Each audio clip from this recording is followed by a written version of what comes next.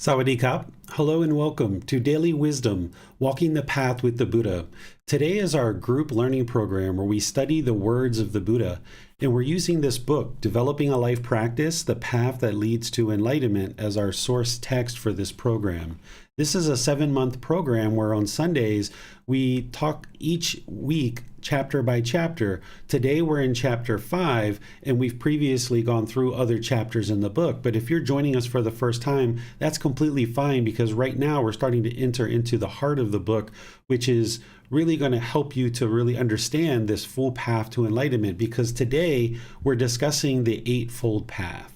The Eightfold Path is the path to enlightenment, so you're going to get a really wide perspective and even quite a bit of detail about what this path to enlightenment is and how to actually progress on this path. So I'd like to welcome all of you, whether you've been joining us regularly or this is your first time. Welcome to our classes. As I mentioned, on Sunday we discuss chapter by chapter, and then on Wednesday we do our group meditation together, where I've done a 4-part series on breathing mindfulness meditation, a 4-part series on loving kindness meditation, and this week we're starting a 4-part series on Buddhist chanting. And then after that we'll just rotate between breathing mindfulness meditation and loving kindness meditation. The topic today is the Eightfold Path. And if you've read this prior to class, you have seen what was written in the book. And if you don't have access to this book yet, you can go to buddhadailywisdom.com. And from there, you'll see a link for free books. And you'll be able to download this book for free. You can take that file and go print it if you'd like a printed version. Or you can order a copy on Amazon, which is already printed for you. Because reading before and or after class will really help you, because what we cover in the class, oftentimes I'm extracting out of the book certain important points to be sure that students have the opportunity to learn those in person and then ask any clarifying questions on that content. But there are certain things in the book that I don't have time to actually discuss in our class sessions here online. But also there's certain things that I discuss online that aren't actually in the book. So between the two of reading and attending classes, you'll be able to gradually progress in your learning to understand this path to enlightenment that the Buddha shared. And if at any point that you're not able to make it to class, these classes are all recorded on Facebook, YouTube, and our podcast. You can access these at any point during the week and ensure that you're continuing to learn if you can't necessarily make the live class. So once again, I'd like to welcome you and transition over to what it is that I was going to share with you today regarding the Eightfold Path.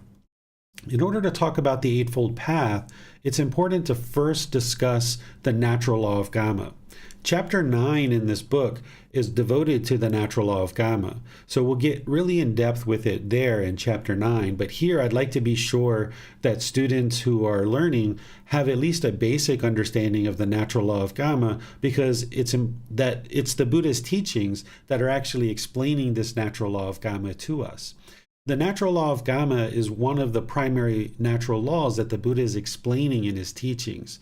I describe the Buddha's teachings as the natural laws of existence. He's explaining those through his teachings, these natural laws that exist in the world. The primary natural law that he's discussing is the natural law of Gama.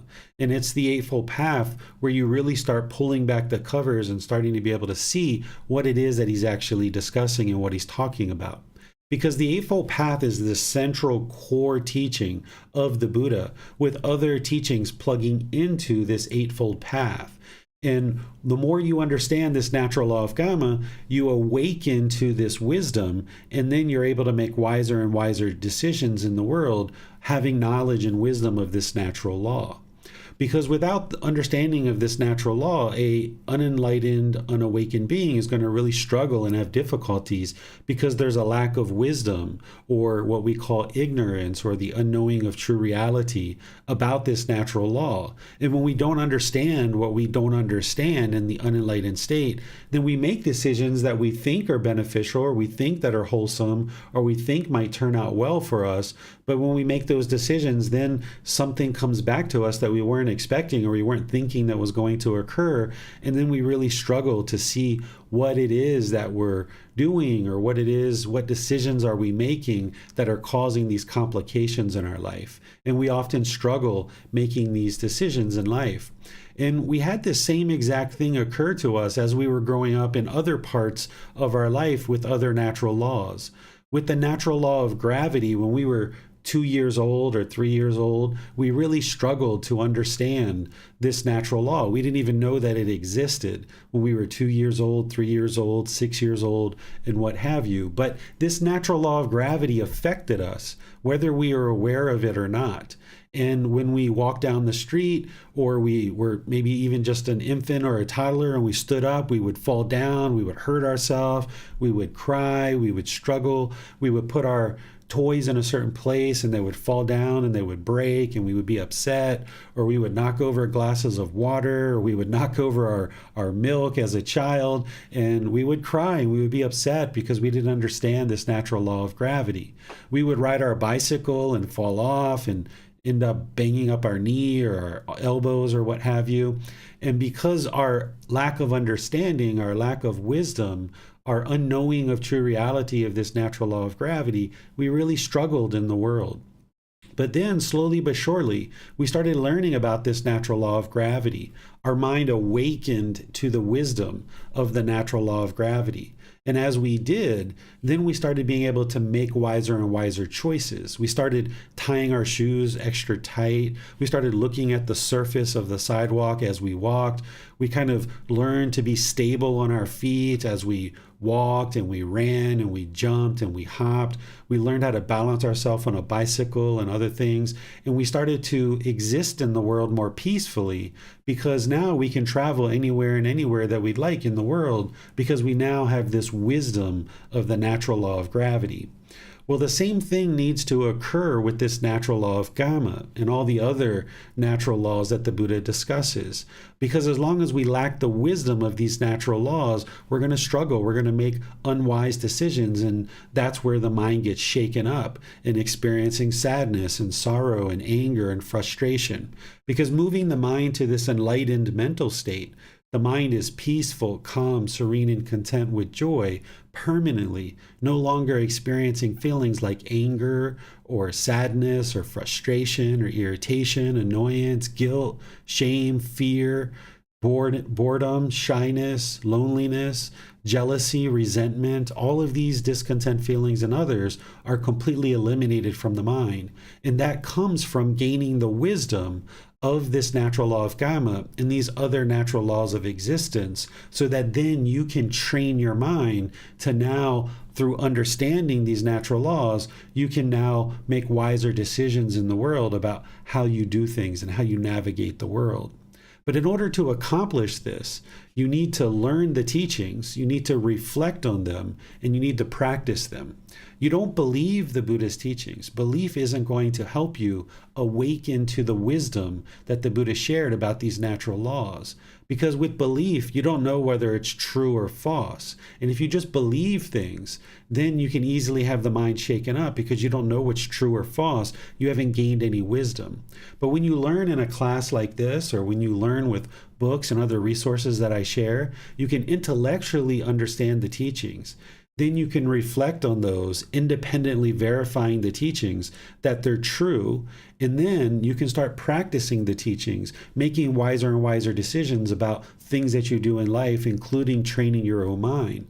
And now, as you train in these teachings and start practicing them deeper and deeper, then the mind will move to this enlightened mental state gradually, slowly but surely. It's not an instantaneous thing. It's a gradual progression to enlightenment, where the mind diminishes these discontent feelings slowly but surely.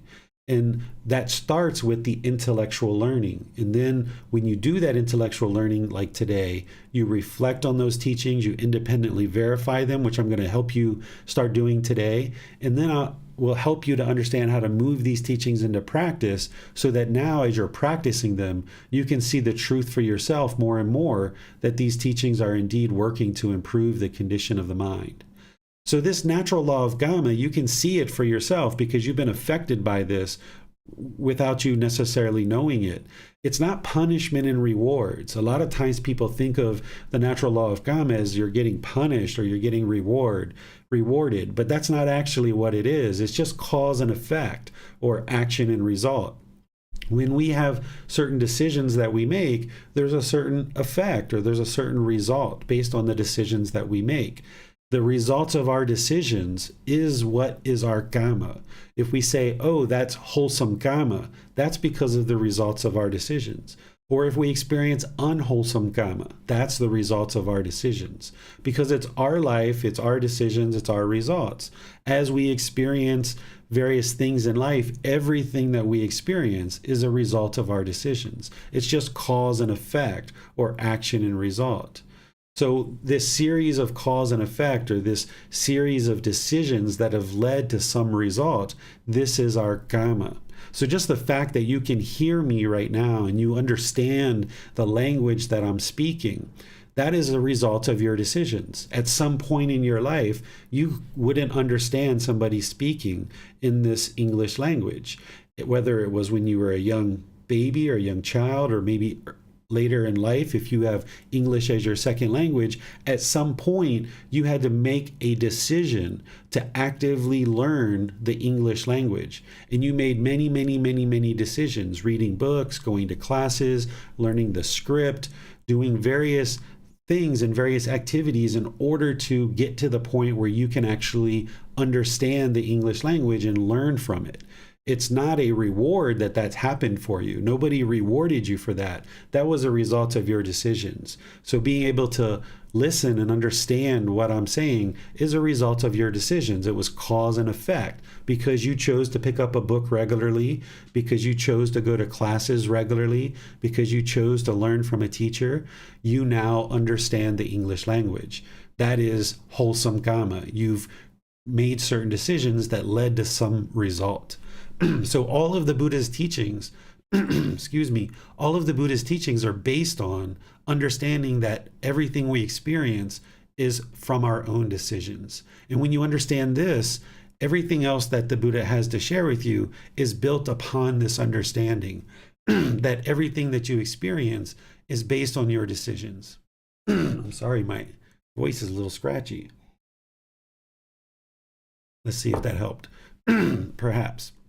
All right, so let me just pause here for a moment and see if there's any questions on this natural law of karma, just in the basic way that I've explained it so far.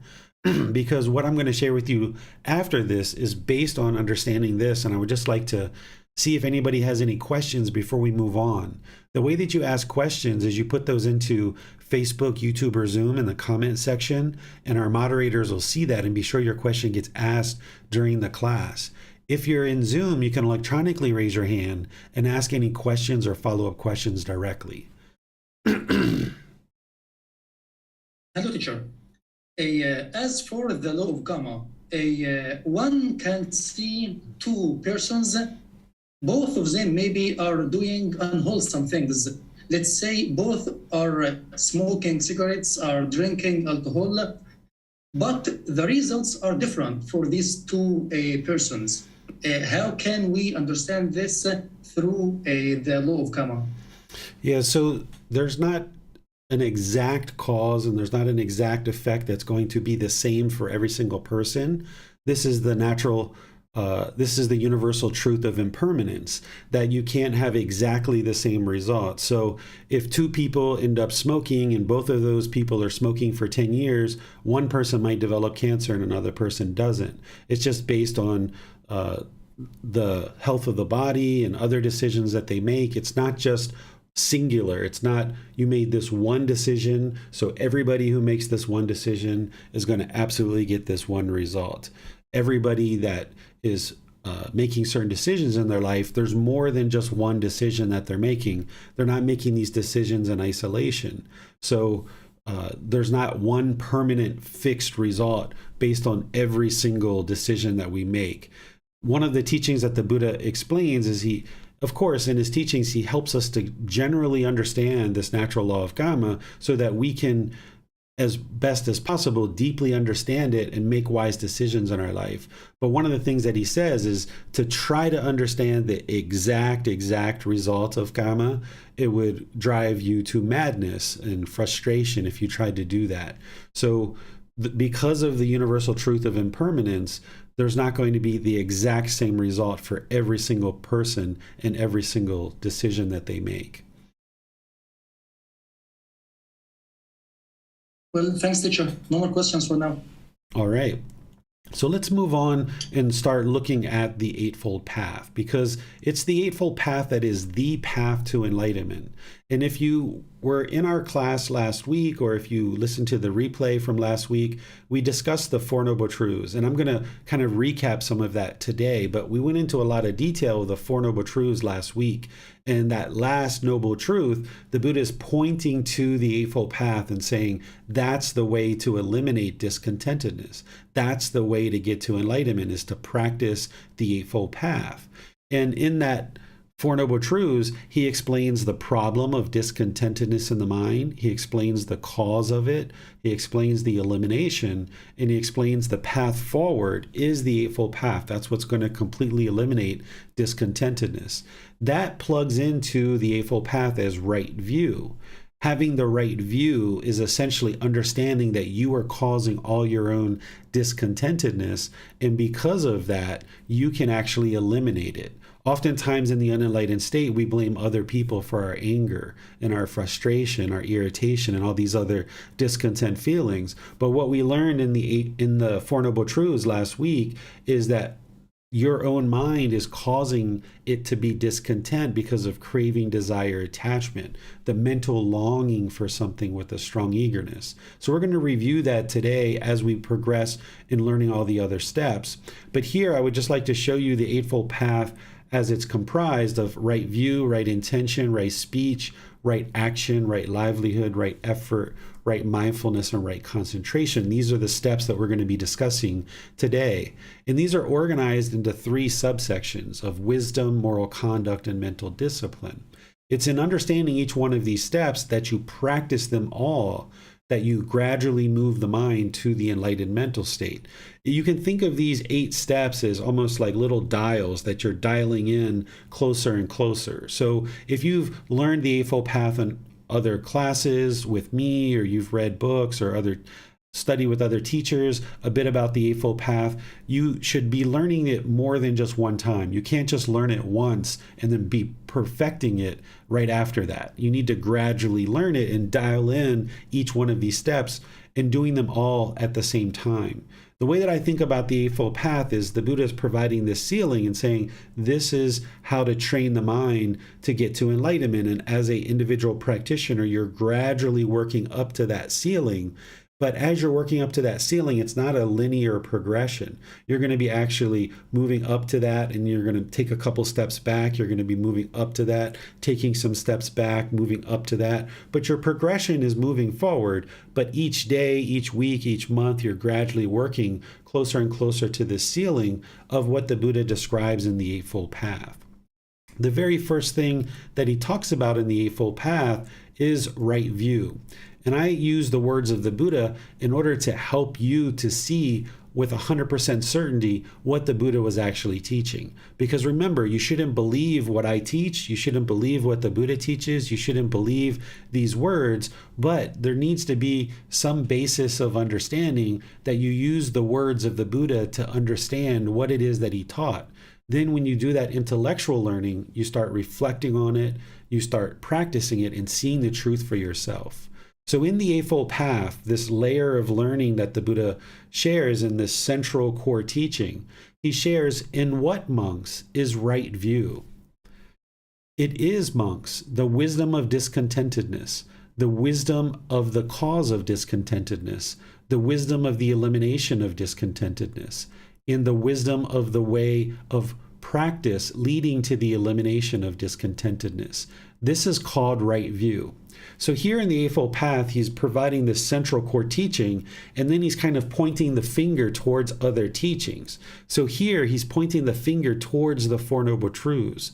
And the Four Noble Truths is quite a exhausting or kind of thorough teaching. But here, underneath of this line, I've put just the beginning part of the Four Noble Truths so that you can see that he's pointing to the Four Noble Truths. And then I'm going to explain to you what the Four Noble Truths are. So here in the beginning of the Four Noble Truths, he says, monks, there are these Four Noble Truths. What for? The noble truth of discontentedness, the noble truth of the cause of discontentedness, the noble truth of the elimination of discontentedness, the noble truth of the way leading to the elimination of discontentedness. So here at the very beginning of the Four Noble Truths, you can see the connection between the Eightfold Path and the Four Noble Truths, but then he goes on here and explains the Four Noble Truths fully for you. And what I did in the book is in chapter 4, I put the Buddha's words of what the Four Noble Truths are. But then a very rare situation is I actually summarize the Four Noble Truths in a way that can help you get up and running with them rather readily, because the teachings of the Buddha related to the Four Noble Truths are fairly detailed, and you would need to have some background understanding to be able to understand the Four Noble Truths. So as you progress in your learning, you will need to understand the Four Noble Truths as the Buddha teaches them. But just to get you started in establishing right view, I'm going to help you to understand right view in a way that will allow you to start readily understanding it and start practicing it and seeing the results. In order to understand the Four Noble Truths, you need to first understand the three universal truths. These are building blocks to help you understand the Four Noble Truths. The first one is the universal truth of impermanence. This is where the Buddha shares that all conditioned objects arise, they change, and they fade away. Essentially what he's saying is all these objects around us and all the various things that we experience in terms of ideas and feelings in the mind, all these things are impermanent. They're not permanent or fixed. So when you understand that things are impermanent, and that's a universal truth, you understand that intellectually, but now you start looking around the world as you reflect on this and start trying to determine the truth for yourself. Because if this is a universal truth, that all these material objects and conditioned objects are essentially impermanent, you should be able to look around the world and see the truth for yourself. So you look at this physical body that you inhabit now. Ask yourself, is this body permanent? Has it been exactly the same your entire life? And the answer is no, of course. The body's been constantly growing. You have had different teeth come in and out of the mouth. You've had your hair grow and you've had to cut it, and then it grows some more and you cut it and it grows some more. The texture and color of your hair changes. You have different wrinkles and different things appear on your skin, different colorations on your skin, different growths on the skin. This physical body is constantly changing because it is impermanent. You also look at things like your job or your income or your relationships. Are these things permanent? Have you had the exact same job, the exact same income, or the exact same friends and relationships in your life your entire life? Or have these things been constantly changing? Well, of course, they've been constantly changing because of the universal truth of impermanence. So this is the first universal truth that you need to understand in order to understand the Four Noble Truths. The second universal truth is the universal truth of discontentedness. This is where the Buddha explains what the unenlightened mind experiences. The unenlightened mind experiences pleasant feelings, painful feelings, and feelings that are neither painful nor pleasant. This is happiness, excitement, elation, thrill, euphoria, some excited condition where the mind is basing its inner feelings on some condition. You get a new job, so you get excited and thrilled, or you get a new pair of shoes. Oh, I'm so excited, I'm thrilled. Or you get a new friend or a boyfriend or a girlfriend. You get so excited, right? This is a pleasant feeling based on a condition of something occurring in your life. But then there's these painful feelings of sadness or anger, frustration, irritation, annoyance, guilt, shame, fear, stress, anxiety, and others like this. And then there's neither painful nor pleasant. For me, I put boredom and loneliness in there, although some people say that's quite painful for them. So you could put that in the painful category if you like. But shyness is kind of neither painful nor pleasant. It's not painful to be shy. It's not pleasant. It's neither painful nor pleasant. It's kind of uncomfortable or dissatisfying or uncomfortable, right? If somebody came and sat next to you closely on a bus and their body was touching your body, it's not painful. It's not pleasant. You might just experience some kind of uncomfortableness, some dissatisfaction. That's what neither painful nor pleasant is. And this is what the unenlightened mind is going to experience. It's going to experience certain pleasant feelings and certain conditions that have created those pleasant feelings. And then after a period of time, they're going to fade away because they're temporary, they're impermanent.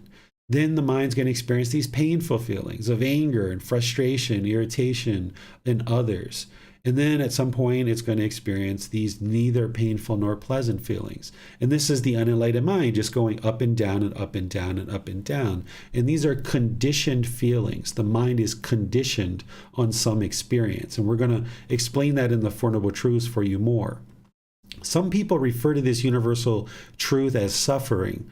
I don't use that word because it only explains the painful feelings. When you're happy or excited or thrilled, you wouldn't say you were suffering. Or when you were shy, you wouldn't say that you were suffering. Or if that stranger came and sat close to you on the bus, you wouldn't say you were suffering when their body was touching your body. So if we use the word suffering, it doesn't really capture what the Buddha was describing. When he used the word dukkha, he described it as these three feelings. This word dukkha is often translated from Pali into English as suffering. But I use discontent, discontented, or discontentedness because he describes it as a pleasant feeling, a painful feeling, and a neither painful nor pleasant. So if we use suffering, we're only explaining 33% of what the Buddha shared. And that means we're missing 66% of his teachings. In order to get to enlightenment, you need to understand his teachings fully. So if you're missing 66% of what he's sharing, that's a lot to miss. And you're not going to really be able to experience enlightenment missing that much of his teachings. So you'll hear me use the word discontent, discontented, or discontentedness to refer to this uncalm, unsteady mind that is shaken up due to these pleasant feelings, these painful feelings, or neither painful nor pleasant. Then there's this universal truth of non-self, which doesn't necessarily help us to understand the Four Noble Truths, but I will explain it to you in kind of a brief introduction, just so that when we discuss it later in chapter 16, you'll understand it. The universal truth of non-self, the Buddha is basically explaining that this physical body in this mind is not you. It's not who you are as a person. That this self-image, whether you wear makeup or jewelry or wear certain clothing or you put on scents on the body, all of this that we do in order to project a certain self-image in the world, he says, this isn't you. This isn't who you are as a person. And then this mind and the self-identity, if you think that I am an American, or I am a Buddhist teacher, or I am a food server, or I am a taxi driver, or any of this I am, the Buddha is saying all that self-identity in the mind, that's not who you are as a person. Because all of these things are changing. The self-image is changing and the self-identity is changing because of the universal truth of impermanence. And you can see this and independently verify it for yourself. That if I had my arm amputated and it was no longer here, am I less of a person because of having less of a physical body? And the answer is no. You're still, whoever you are, you're still existing in the world, you're still making decisions. You're not less of a person just because there's less of a physical body. So this universal truth of non-self is helping you to understand that there is no permanent self, that you're not this self-image and you're not this self-identity. Because as long as the mind holds on to thinking that this physical body or this mind is who you are as a person, when you hear agreeable things about the self-image or your self-identity, you're going to experience these pleasant feelings. But it's only a matter of time because of impermanence that somebody's going to say something negative or disagreeable about the self-image or the self-identity. And if you allow the mind to cling to this self-image and self-identity, when you hear this disagreeable speech about the self-image or self-identity, now the mind's going to experience those painful feelings. So the universal truth of non-self is the solution to what we call the fetter of personal existence view. If you learned in the class where I taught the 10 fetters, the universal truth of non-self is the solution to help you eliminate the pollution in the mind or the taint or the defilement of personal existence view. So the unenlightened mind falsely believes, has this false perception or this misunderstanding that this physical body and this mind is you and who you are as a person. And part of the Buddha's teachings is helping you to eliminate that from the mind so that you no longer view this physical body or mind as being who you are as a person. Now, these are building blocks to help us understand the Four Noble Truths, as is this next thing that I would like to share with you, which is the definition of what a craving, desire, attachment is. We also call this expectations, wants, holding, grasping, or clinging. These words are used in common language, and you've probably been using these in different times for different reasons, but it's important to, in order to understand the Buddhist teachings, that you understand how these words are used in Buddhist teachings. So when I say the word craving, desire, attachment, what I'm referring to is this mental longing with a strong eagerness. The mind longing or yearning for something, chasing after the objects of its affection, or pulling in the direction of the objects of its affection. If you've ever seen something that you really wanted, maybe on TV or an advertisement, maybe a new pair of shoes or something like that, and your mind was just like, oh, I've got to have those new shoes. I've just got to hurry up and get to the store and get those new shoes. That's a craving, desire, attachment. The mind is pulling towards the objects of its affection. There's this mental longing or yearning. Or if you've ever applied for a job and you were just yearning and longing and hoping with so much energy that you get this job, that's a craving, desire, attachment. We also have these expectations or these wants, certain things that we want in the world. And we have this object of our affection or this objects of our desires that the mind is chasing after. And it thinks if it acquires this thing that it's going to fulfill it. And this is a craving, desire, attachment, or expectations, wants, holding, or grasping, or clinging.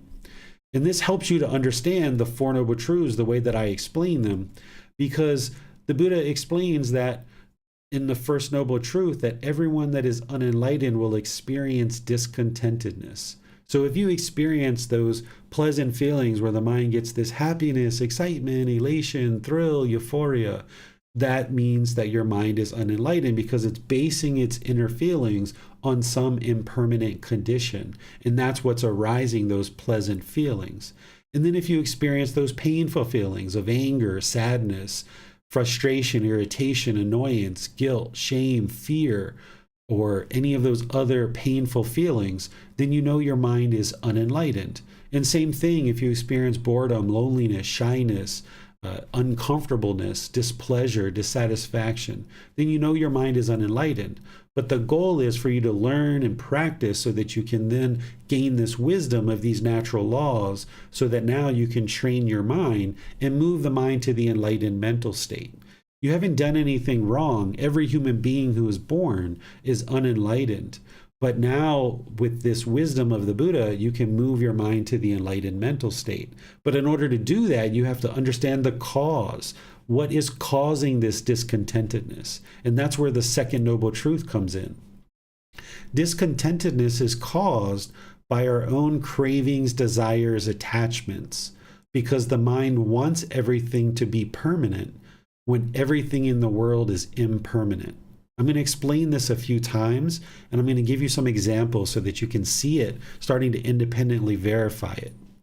So discontentedness is caused. So those pleasant feelings, painful feelings, and feelings that are neither painful nor pleasant are caused by our own cravings, desires, attachments, our own mental longing with a strong eagerness. When the mind is chasing after the objects of its affection, when it's pulling in the direction of the objects of its affection, that's what's causing the mind to be discontent. Because the mind wants everything to be permanent when everything in the world is impermanent. So let me give you some examples. If you've ever had a relationship like a boyfriend, girlfriend, or husband and wife, and you guys were together, when you first got together, you experienced these pleasant feelings. Oh, wow, it feels so great. Somebody is interested in me. Somebody likes me. Somebody would like to spend time with me. Somebody listens to me. We can have conversations. This arose these pleasant feelings because you had this craving or this yearning or this longing to be in this relationship. And that's what arose those pleasant feelings. But then over time, you guys grew apart and eventually the relationship ended.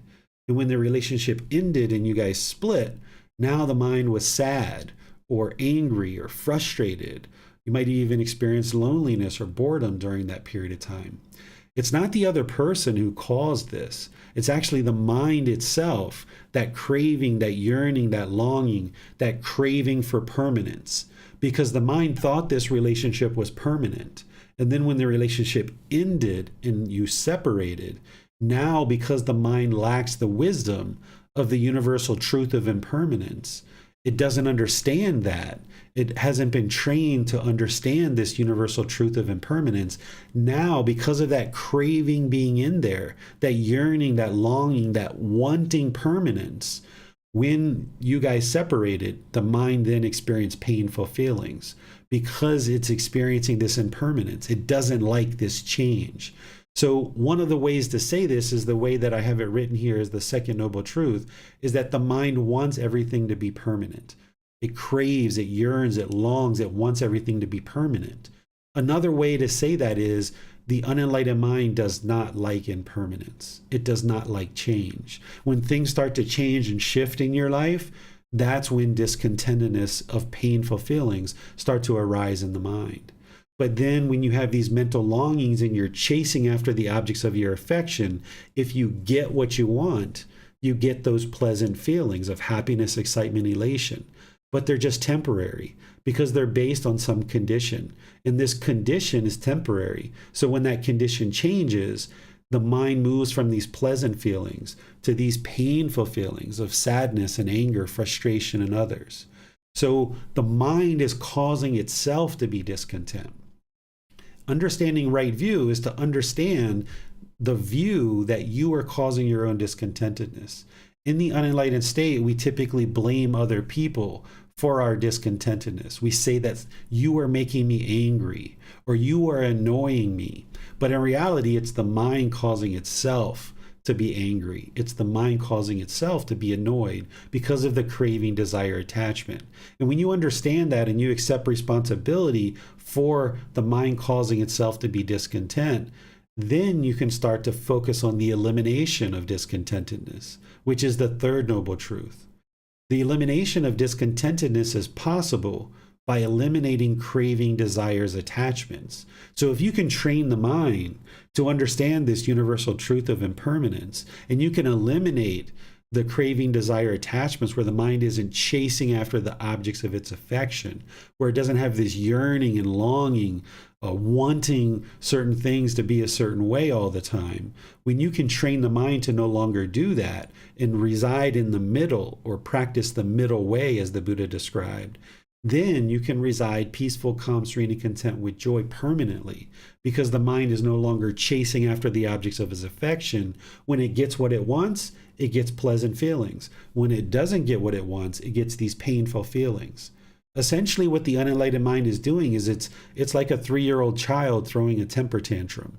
If it gets what it wants, it gets these pleasant feelings. But when it doesn't get what it wants, it gets these painful feelings. And this is how a person who's having a temper tantrum, if you give them what they want, they're going to be pleased and they're going to be friendly and polite and kind.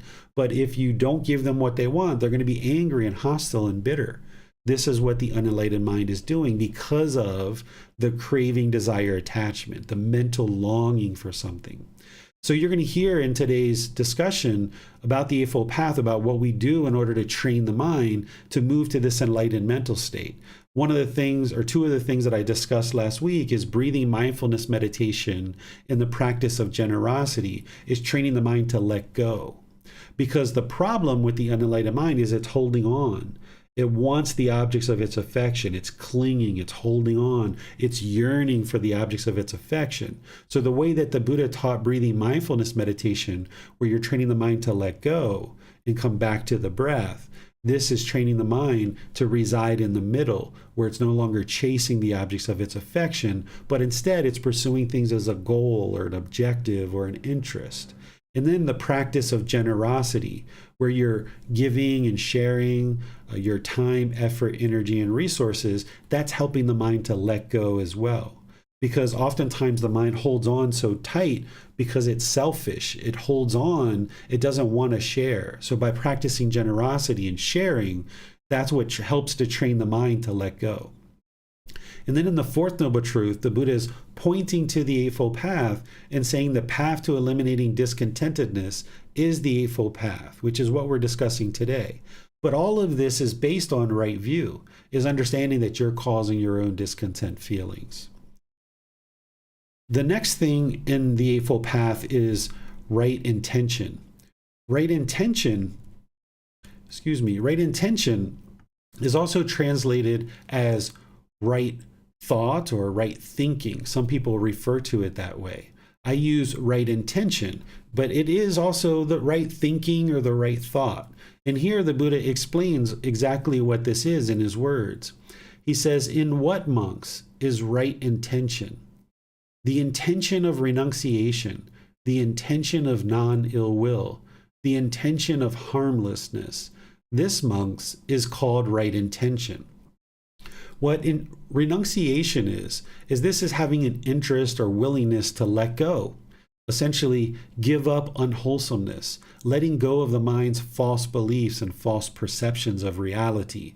Because what's keeping the mind in the unenlightened state is it doesn't understand what it doesn't understand. It doesn't have the wisdom of these teachings. And there's certain beliefs and certain views and certain opinions that the unenlightened mind has that are untrue. They're false. And until you independently verify the Buddha's teachings and you can see the truth for yourself, the mind's continuing to hold on to these false beliefs or these opinions or these views of reality. The mind is unknowing of true reality. So in order to progress on this path to enlightenment, you have to develop the intention or the thought or the thinking of renunciation, where you're willing to let go of the unwholesomeness that you're currently doing in life, and also let go of these false beliefs or these false views that are causing the mind to continue to be shaken up. One of those false views or false opinions is that other people are causing you to be angry or frustrated, right? If you currently feel that way, you currently believe that way, that's a misperception. And it's in the Buddha's teachings that you deeply can learn and understand that you are causing your own discontentedness. And that's what right view and the Four Noble Truths is all about. But here, as part of right intention, you have to have the willingness and the interest to let go of any false beliefs and these misperceptions that are in the mind. And there's going to be several along the way. Additionally, there needs to be the intention of non-ill will. Another way to say that is having the intention of goodwill, essentially practicing to eliminate animosity, bitterness, anger, hatred, and all those lesser versions. Because as long as you have ill will in the mind, you're going to then have intentions, speech, and actions that are causing harm in the world. And when you put out harm, harm is going to come back to you. This is the natural law of karma, that whatever you put out is going to come back to you. It's the results of your decisions. So if your decision is that you're going to hold on to ill will, then that's going to motivate unskillful speech and unskillful actions. And then when you put those things out into the world, then people are going to speak to you in unskillful ways. And people are going to have certain actions towards you that are unskillful and that are harsh and aggressive, because that's what you're putting out. So in order for you to improve the condition of your mind and the condition of your life, you need to have the intention of non-ill will. in addition to the intention of harmlessness, not being interested in harming other beings, not causing or being incapable of causing harm to other beings. Because as long as you're causing harm to others, harm is going to come to you. And the whole rest of this practice of the Eightfold Path is based on you having the interest or the intention or the thinking or the thought of not causing harm to other beings. Because the more harm you put out, the more harm that's going to come back to you. Essentially, it's like a rubber ball, that if somebody throws a rubber ball and it's bouncing around in the room, they're trying to harm you. If you pick up the rubber ball and you throw the rubber ball and it bounces around, this rubber ball is just going to keep bouncing all around because both of you guys are picking up the rubber ball and bouncing it around. But if somebody picks up the rubber ball and bounces it, and you just allow it to lose its energy and roll over to the corner, and you never pick up the rubber ball, then you can extinguish the unwholesome results of your decisions by choosing the wise decision not to argue, for example, or to not be hostile and bitter towards others. By you not being bitter and hostile to others, gradually over time, you will see that people won't be bitter towards you or hostile towards you. Essentially, what the Eightfold Path is discussing in this part of the steps of 1 and 2 of right view and right intention is right view is the Four Noble Truths and accepting responsibility for your own intentions, your own feelings, your own speech, your own actions, understanding that everything that you do in the world is going to produce some result. There's going to be a decision that you make, and then there's going to be some result of that decision. So if you understand and can have this breakthrough of understanding the Four Noble Truths, that it's craving, desire, attachment that is causing the discontentedness, now you can be liberated from going around and trying to train other people to do things your way. This is what the unenlightened mind typically wants to do, because the unenlightened mind blames other people for your anger. So therefore, the way that the unenlightened mind thinks to fix this problem is to train other people to do things your way. And you think that if you can just get everyone else to do things the way you want, then your life will be peaceful. But you can't get everybody to do things your way because of the universal truth of impermanence. And because there's 7.5 billion people in the world, you can't get everyone to do things your way. So by accepting responsibility for your feelings, your speech, your actions, and working to eliminate craving, desire, attachment, accepting responsibility and accountability for what you're experiencing in life, now you can focus on the real problem, which is the pollutions of mind that exist in the unenlightened mind. By focusing on the true problem, now you can experience real results. And that requires to also understand right intention, which is the intention of renunciation or letting go, and the intention of non-ill will or practice of loving kindness, because loving kindness is goodwill or a genuine interest in seeing all beings be well. And having this intention or this thought or this thinking of harmlessness, not causing harm to other beings. So let me pause here and see what questions you guys might have about this first section of the Eightfold Path.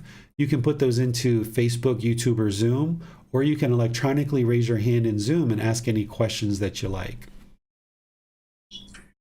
Well, as for the first and second universal truths, you mentioned that all conditioned objects are impermanent, and it seems that the feelings of discontentedness are conditioned. So does this mean that there is a way to eliminate all these feelings, all discontentedness from the mind? Yes, through eliminating the conditions that are causing the discontentedness, now the mind is purified. It doesn't have those conditions of things like craving, desire, attachment. That's what's causing the mind to be discontent. So when you remove those conditions, now the mind is purified. It's unconditioned. And now with an unconditioned mind, you experience unconditioned peacefulness, calmness, serenity, contentedness, and joy. So this unconditioned joy, it's not based on any condition. The enlightened mind is just always peaceful, calm, serene, and content with joy. So in the unenlightened mind, it might experience happiness, excitement, elation based on the condition that it's sunny outside. And when it's sunny outside, you get happy and excited. But then because that sunshine is impermanent, when it rains or it's cloudy or it's snowing or it's cold or whatever it is, when that weather has changed because of impermanence, now that condition no longer exists that arose those pleasant feelings. Now the mind experiences this painful feelings, which is conditioned on something else. It's raining out. So now the mind is experiencing sadness or anger. So when you remove the conditions and the mind is purified and it has this unconditioned mental qualities that are peaceful, calm, serene, and content with joy, if it's sunny out, an enlightened being can be peaceful, calm, serene, and content with joy. But if it's raining out, an enlightened being can be peaceful, calm, serene, and content with joy too, because they didn't base those feelings on any impermanent condition like sunshine, for example. So this is the training where the mind gets purified and gets trained to no longer base its inner feelings on some impermanent condition. So there'll be this unconditioned joy where the mind is just always joyful, regardless of what's going on around you. So let me double check this again. The goal, which is enlightenment, is not to eliminate all feelings. It's to eliminate conditioned feelings, right? Exactly. You're eliminating the unenlightened mind's tendency to base its inner feelings on some impermanent condition, because it's only a matter of time before those conditions change. So therefore, your feelings are going to change as well. You're going to move from this happiness to the sadness. And then when the mind's sad, then it's going to move to this boredom or this loneliness. And then it moves back to this thrill, this euphoria, because it's basing its inner feelings on some impermanent condition. But an enlightened being doesn't do that. An enlightened being's mind has been trained to not base its inner feelings on these impermanent conditions. Well, on Zoom, we have a question from Chrissy. She writes, "Thank you, Teacher David. My question is understanding that I create my own discontentedness. How do I let go of the burden of blame when others blame me for their discontentedness? For example, some find me annoying because I am different or see things differently than them. It's hurtful to me, to the mind. Still to think of this being as annoying. Is this the ego and attachment to being seen and not annoying?" Yes, there's craving, desire, attachment in there to have these friends and have certain friends. There's certain craving to be perceived in the world a certain way, wanting to be seen and observed and perceived in the world a certain way, where you need to understand that if people are having these misperceptions, which many people in the world do because they don't understand the wisdom of the Buddhist teachings, you have to understand the wisdom of these teachings deeply, so that if someone says, "You're annoying me," and let's just say it's a friend, then if you know the truth, you can just smile and, you can either choose to continue to be friends with that person or not. But if you understand the truth that you're not causing somebody to be annoyed, they're causing it themselves, then you can remain unaffected by the words that they're sharing. And when you get rid of wanting to be perceived in the world a certain way, then you understand that you're making wise decisions about your life and you practice this path closer and closer. And if other people perceive you as being annoying, then that's their perception. And then you get to decide whether or not to be friends with them. But if you're experiencing discontentedness, pushing a person out of your life isn't going to solve that. But you can choose to no longer be a friend with somebody while still understanding that you're causing your own discontentedness. Maybe this person is negative, they're hostile, they're bitter, they're constantly blaming you for things, and it's not possible for you to repair that relationship. So you just choose to move on. But any kind of discontentedness that you're experiencing is because of your own craving, desire, attachment. And you just got to do enough meditation, you've got to do enough practice of generosity, you've got to do enough of all the other practice of the Eightfold Path to get to the point where the mind's fully purified and you no longer base your inner feelings based on what other people are doing. Because as long as you allow your inner feelings to be based on what others are doing or what they're not doing, your mind's going to be shaken up.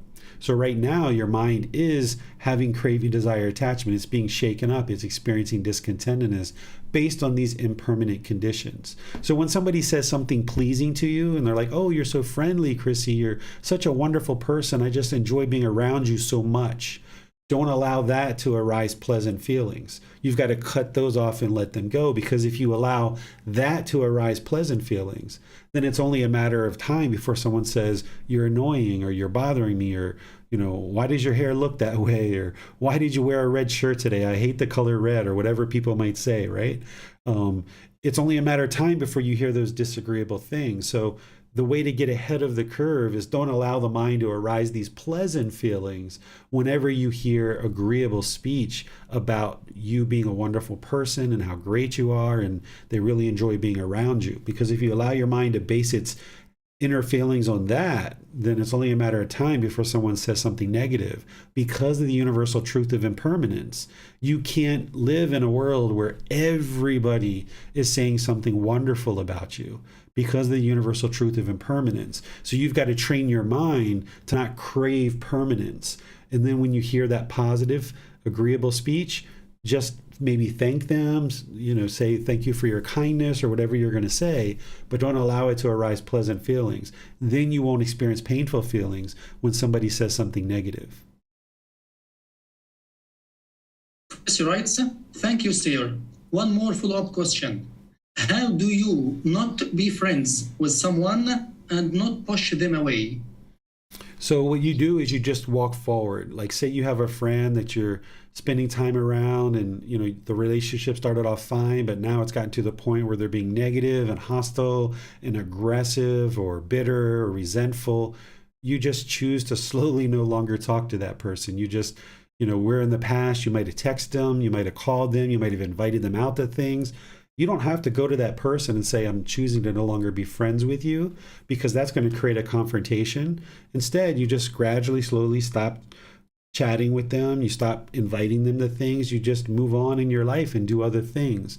But if your mind's attached and holding on to this person, it's going to be hard for you to let go. That's where that intention of renunciation comes in. You've got to be willing to let this go in order to move on and find more wholesome relationships in your life. A question from Rick. He writes, I'm going through the grief process, anger, sadness, and loneliness. Is this ill will? Is this also a form of craving to extinguish unpleasant feelings? These feelings are affecting my ability to concentrate on other life tasks. If you're grieving like from death, or if you're grieving from the ending of a relationship, this isn't necessarily ill will. What ill will is there's that bitterness, that hostility, that aggression that then motivates unskillful speech and actions, which we're going to be talking about today. But when the mind is grieving from the breakup of a relationship, or if somebody dies, this is the craving, desire, attachment. All discontentedness is being caused by craving, desire, attachment. So the same reason why people are upset and crying and grieving at a wedding is the same reason why they're grieving and upset at a funeral, is because the mind's holding on. It wants to keep this family member permanently in your family. And then when they get married, people grieve and they're upset and they're sometimes angry and frustrated that this person is getting married, and they have this perception that this person's leaving the family. But in reality, it's just impermanence, that they're not going to permanently live and reside with the family. They're going to go off and start their own family. Perhaps. And then the same thing is when somebody dies, the mind is holding on and craving permanence, wanting to keep this person permanently. It's not the love that's causing someone to grieve at a wedding. It's not the love that's causing the mind to grieve at a funeral. There's love in there, I'm sure, but it's the craving, desire, attachment, wanting to hold this person permanently, that is causing the sadness or the anger or the frustration. Well, can we say that right intention is a result of right view? I mean, if the mind understands deeply that others are not causing us discontentedness, So there is no reason to have ill will towards others. Is this correct? Yes, that's part of it, but we can't just snap our fingers and make that occur because there's this mental object of ill will in the mind that's deeply rooted based on multiple experiences that people have had over life. So there's other parts of this path that are uprooting that ill will out of the mind, so that you can then practice having goodwill or loving kindness. But to answer your question, Bassam, yes, once you have right view and you understand that it's the mind holding on and craving and clinging that is causing all your discontentedness, then it's right intention that you understand the intention of renunciation and letting go is what ultimately is going to solve it. And then also, as you say, that because it's not other people that are causing you to be angry and frustrated, you can then arise more loving kindness and compassion towards these other beings because they're struggling in life just like you. If they're unenlightened and you're unenlightened, they're struggling in life just like you, suffering from the ignorance or the unknowing of true reality. They're being plagued by this lack of wisdom. And it's when you arise the wisdom of what's causing the mind to be shaken up that then you can take action to fix it. As long as the mind resides in ignorance or the unknowing of true reality, and you don't know why the mind is experiencing anger, or worse yet, you're blaming other people for the anger, the sadness, or other discontent feelings, then this is going to keep occurring over and over and over again. But once you gain the wisdom of this path, and all the other teachings of the Buddha, then as you practice more and more and you see the truth, that's where your mind can now be purified and it can move to this point where there's no longer this pollution in the mind causing it to be constantly shaken up. When you focus on the real problem, the longer we blame other people for the problems in our life, the longer those problems are going to continue because other people aren't the problem in our life. We're causing all the things that we experience in life as a result of our decisions. So when we gain wisdom and make wiser decisions, we will experience more wholesome outcomes. Well, Chrissy asks, can you please explain what is a mental object? Sure. The way that I think about a mental object is it's a container, right? So think of it like a cardboard box. So ill will is a mental object. Central desire is a mental object. Complacency is a mental object. The way that these things get formed, it's deeper rooted in the mind. The way that it gets formed, and we're going to be talking about this when we get to right mindfulness, is that when we were born as a baby, we didn't have ill will in the mind. We didn't come out of our mother's womb thinking with hostility and aggression and bitterness. That isn't what we're born with. The ill will gets formed over time where we create this container or this mental object of something like ill will. So we had certain experiences growing up where people treated us certain ways and we didn't understand this wisdom. We blamed other people for the anger and the frustration that we were experiencing. And we kind of collected up all this baggage. And we collected up all this baggage and started building this animosity or this ill will or this hatred, this resentment towards other people because we think that it's them that's causing us to feel this way. And what we're going to be doing as part of this path is cutting that off so that you're no longer feeding the mental object. And then as part of the Buddhist teachings, you're uprooting these mental objects and getting them out of the mind so that ill will no longer reside in the mind. And you're uprooting that, and now you're cultivating something like loving kindness, which is the exact opposite of ill will. And by uprooting the ill will, getting that out and moving in the loving kindness, now instead of being aggressive, hostile, and bitter towards people with your speech and actions, you can now be loving and kind. But again, that's a slow transformation that the mind is gradually uprooting the ill will and gradually bringing in the loving kindness. It takes time to do this because the mind has accumulated this ill will over such a long period of time. It's not going to just get out of the mind in the snap of a finger. It takes time to gradually train it. Thanks, sir. No more questions for now. All right. So let's move on to talking about right speech. Right speech is the third step of the Eightfold Path, because once you understand the wisdom that you're causing your own difficulties, your own challenges, the struggles that you're experiencing in life are being caused by this lack of wisdom, by this craving, desire, attachment, and there's this anger in the mind as well. Now the Buddha starts explaining to you in the Eightfold Path the moral conduct, because by you having improved moral conduct, making wise decisions about your moral conduct, now you will experience more wholesome results. But as long as you're unwise about the moral conduct and how to practice something like speech or communication, as long as you're putting out harsh speech, for example, then that's what's going to come back to you. If you're impolite, unkind, unfriendly, and disrespectful, then when you put that out, that is what's going to come back to you. So the Buddha's teachings are helping you to clean up each individual aspect of your life practice. And here, during the lifetime of the Buddha, it was called right speech, because that's all there was speech. But nowadays we have speech, we have text messages, we have emails, we have social media posts, we have all these different things, the way that we communicate. So even though this is called right speech, you can think of it as right communication. He says here, in what, monks, is right speech? Refraining from lying, refraining from slander, refraining from harsh speech, refraining from frivolous speech. This is called right speech. So this is the Eightfold Path. This is the level of detail that he describes in the Eightfold Path. Because as long as you're lying, and that's what you're doing in the world, people are going to know that. People are going to discover that about you. And then people are going to lie about you. You're going to be untrustworthy. You're not going to be dependable. People are going to be very suspicious about when you say things, and they can't trust your word. If you slander people, meaning talking publicly in a negative way about other people, then people are going to do the same thing about you. And it's going to be very hard for you to get to a peaceful and joyful mental state as long as other people are speaking so negatively about you. So as long as you talk negatively with slander about others, people are going to do the same thing to you, because you're showing them how to communicate.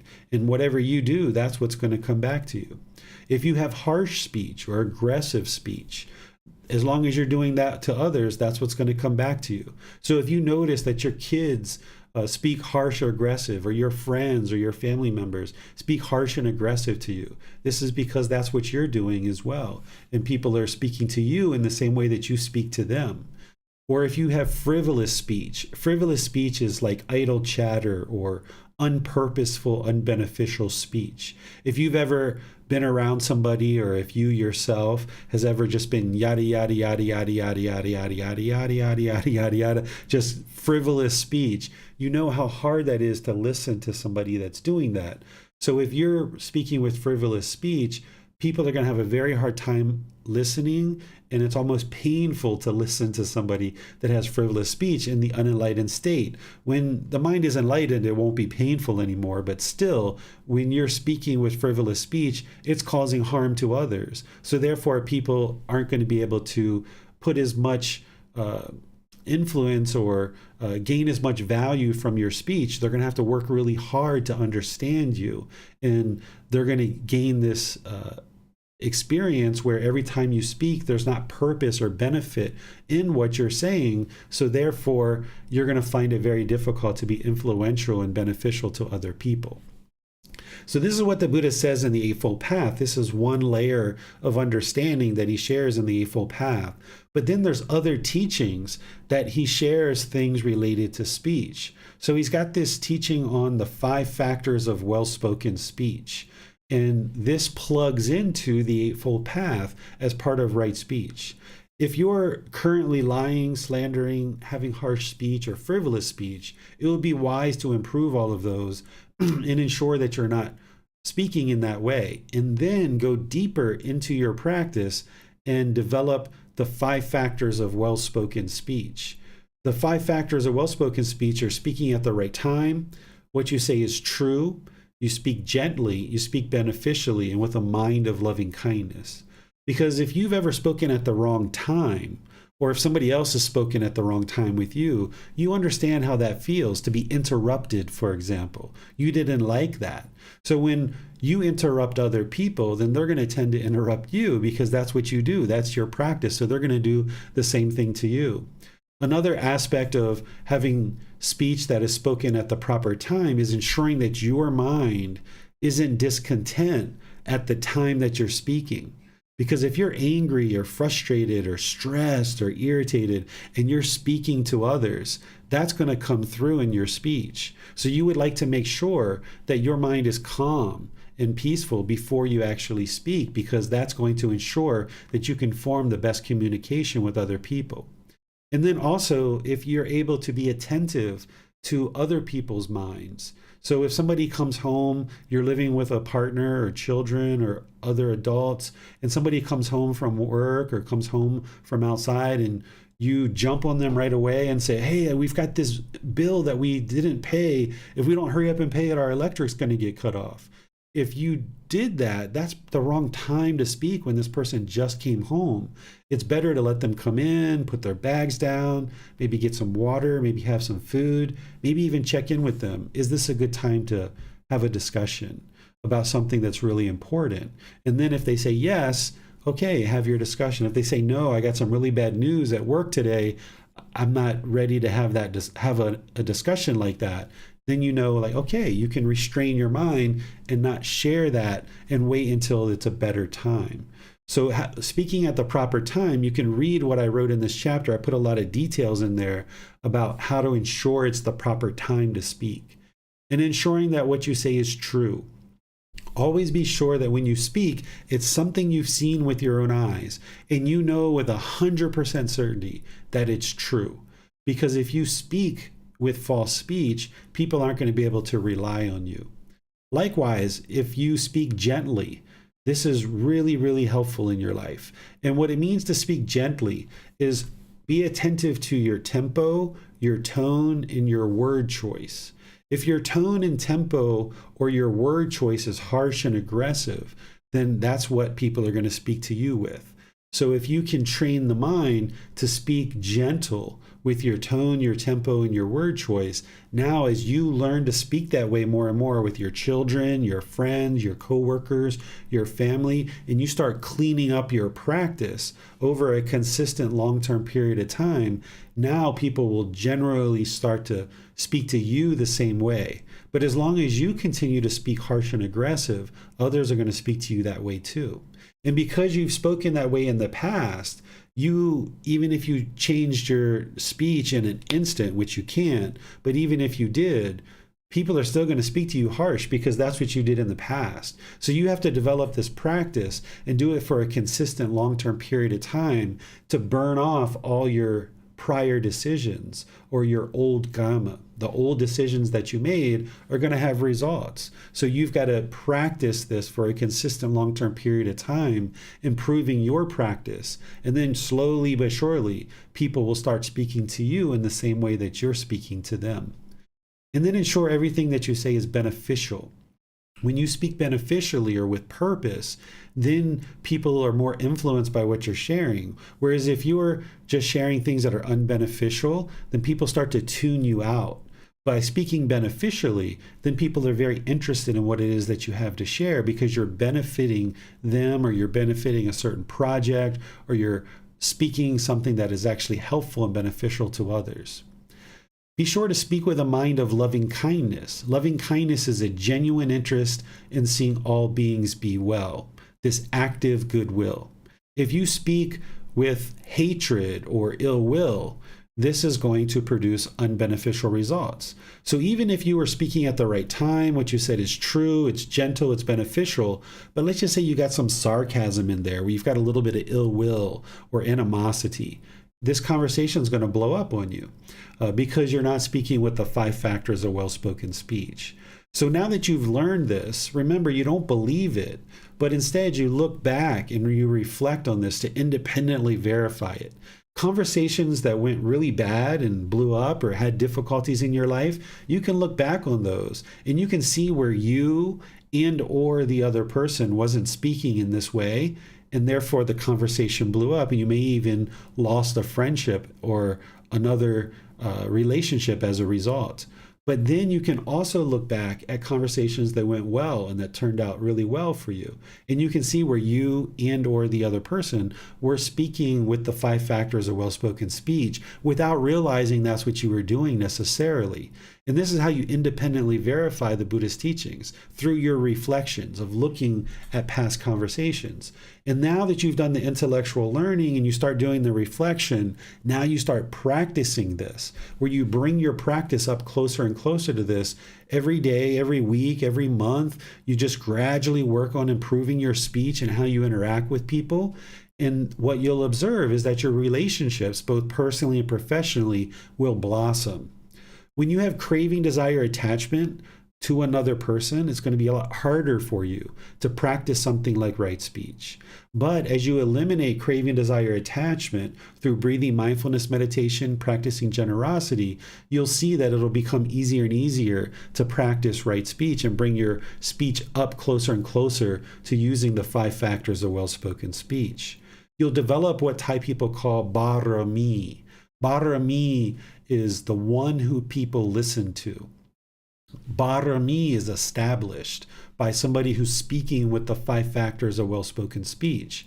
Here in Thailand, there's usually certain elders in the village that people very highly respect. They know that they have a high degree of wisdom. And when there's challenges in the village, the villagers will go to that person or that couple and they will ask them questions because this person has barami, the one who people listen to. They have wisdom and they speak in such a way that other people are very influenced by what they have to say because they're speaking with the 5 factors of well-spoken speech. So if you would like to be influential in your community or in your family or in your profession, you need to establish barami, the one who people listen to.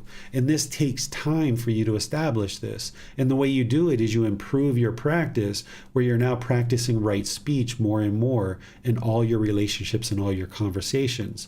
But realize that that's going to be a gradual process. You're going to not be able to speak with the 5 factors of well-spoken speech in every single relationship right now. But gradually you can work towards that. And as you do, that's where you'll see your personal and professional relationships blossom. Next, you would like to look at right action and ensure that you're practicing right action. Right action is all about our bodily actions and not causing harm with our body. With the Buddha, he talks about these 3 things in right action, which is refraining from taking life, refraining from taking what is not given, and refraining from sexual misconduct. When we study the 5 precepts, which is 2 weeks from now, you'll get more details on what these are, and using the words of the Buddha, you'll see exactly what he's talking about. But he helps you to understand these 3 as part of right action as this layer of understanding. But what you should understand is right action is all about not causing harm with your bodily actions. If you got on an airplane and you dragged your suitcase down the aisle and you were bumping people's knees and running over their feet, you're causing harm through your bodily action, and this is going to cause problems for you. You might get somebody that gets aggressive with you or hostile, maybe even somebody that wants to fight you or do harm to you. Because you're causing harm with your bodily actions, people are going to want to cause harm to you. So while in the Eightfold Path, the Buddha explains these 3 things of taking life, taking what is not given, and sexual misconduct, you can understand the broader picture, which is not causing harm through your bodily actions. Because there's various bodily actions that we could potentially do. And I've drawn these from a couple different places that the Buddha teaches. He talks about killing, stealing, sexual misconduct, substances that cause heedlessness. He also talks about gambling as causing harm. But the translation of the 5 precepts that the Buddha shares is much deeper than what is being shared here. He didn't say refrain from killing. He said, abandon the taking of life with stick or sword, live compassionately, trembling for the welfare of all living beings. So there's much more meaning there that is going to be shared with you in chapter 7 in the book, as well as when we do our talk about the 5 precepts. They aren't rules to follow. They're not commandments. He's providing you guidance of how you could potentially cause harm in the world based on your decisions. And by you not doing those harms, then harm won't come back to you. So if we're killing, stealing, or causing harm through our sexual conduct, then that harm is going to come back to us. Likewise, if we're taking substances that cause heedlessness, or if we're gambling, for example, that's going to cause harm, so harm is going to come back to us. So this is just to get you started understanding what right action is and starting to clean up your moral conduct around your actions. But more importantly, you should look at all your bodily movements and be sure that you're not causing any harm through your bodily movements. Then there's what's called right livelihood. What a livelihood is how you choose to sustain your life. How do you choose to earn your living? A livelihood could be something like being a doctor, a lawyer, a waiter, a food server, a taxi driver. These are all livelihoods. But also being a stay-at-home mom or stay-at-home dad, or being a retired individual. Those are also livelihoods as well. In the Eightfold Path, the Buddha just talks about right livelihood very briefly, because there's other parts of his teachings which are much more detailed around what is right livelihood. He says here, "In what, monks, is right livelihood? Here, monks, the noble disciple, having given up wrong livelihood, keeps himself by right livelihood." And then in other parts of his teachings, he shares what is right livelihood. A first layer is just understanding that there is something called a right livelihood, and what is a livelihood. This is how you choose to sustain your life. And then in other parts of his teachings, he shares this teaching about what are the 5 wrong livelihoods. He talks about these 5 wrong livelihoods because these are the livelihoods that would cause harm in the world. If you had business in weapons, or your job was related to the creation of weapons or selling of weapons, business in living beings, business in meat, business in substances that cause heedlessness, and business in poisons. These 5 wrong livelihoods, if you practice these are causing harm in the world, so harm is going to come back to you. And again, you don't have to believe the Buddha. These aren't rules. These aren't commandments. You can actually go through each one of these and discern for yourself and independently see the truth that if you practice any of these livelihoods, that it's going to cause harm to others, so therefore harm is going to come to you.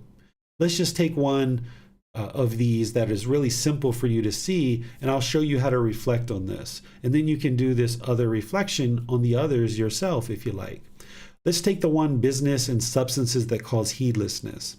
If I was standing on the street corner selling cocaine or heroin, this is causing harm in the community, and therefore harm is going to come to me. I'm potentially going to get robbed. People are going to beat me up. People are going to steal from me. I might even get murdered. I might get arrested and go to jail. That's because of my wrong livelihood. And I might even get addicted to the substances that I'm selling. Addition, let's talk about a legal livelihood, that is substances that cause heedlessness. Liquor and alcohol is legal in most countries, but that's a human law. That's not the natural law of Gotama. So alcohol is a substance that causes heedlessness. If you look at communities of where are places that typically get robbed, it's usually liquor stores. Places that sell alcohol typically will get robbed.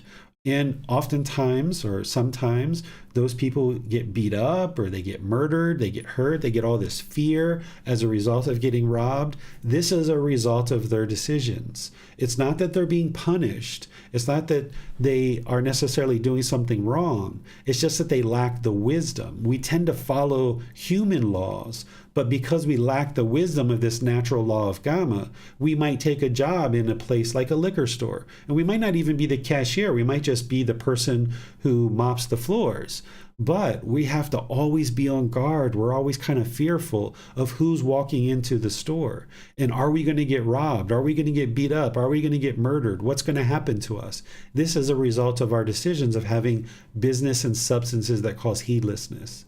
So you can go through these other livelihoods and you can do this for yourself and see that through practicing any of these 5 wrong livelihoods, you're going to be causing harm in the world. So harm is going to come back to you. The Buddha has another teaching even deeper than this, a couple actually, that go beyond what I just shared with you around what is a wrong livelihood. I explain these in chapter 5, which is scheming, flattery, hinting, belittling, pursuing gain with gain. This is wrong livelihood. The Buddha is here talking about ways that we conduct our livelihood, that by conducting our livelihood in this way, we're going to end up causing harm, therefore harm is going to come to us. So you can see in the book where I explain each one of these in detail. And then there's a place in volume 12 where the Buddha explains right livelihood even further. But in terms of this first group learning program, in terms of this first book of volume 1, if you're looking to clean up your livelihood, this book has kind of an initial understanding to help you start cleaning up your livelihood. And then as you choose to study further in the book series, and you study perhaps in the next program, the Pali Canon and English Study Group, I will share with you even deeper teachings around right livelihood that will help you to clean that up even further if you're having difficulties there. But if you are having difficulties there now, you can even reach out to me and I'll be sure that you're able to get access to those teachings. They're in the book. You can find them yourself, but I can point you directly to them if you send me a message, or you send or if you post something in Facebook, or you schedule a personal guidance session. If I observe that somebody's having challenges with their livelihood, I will direct them to those teachings so that they can then read them and understand them more deeply. And that'll help you to clean up your livelihood.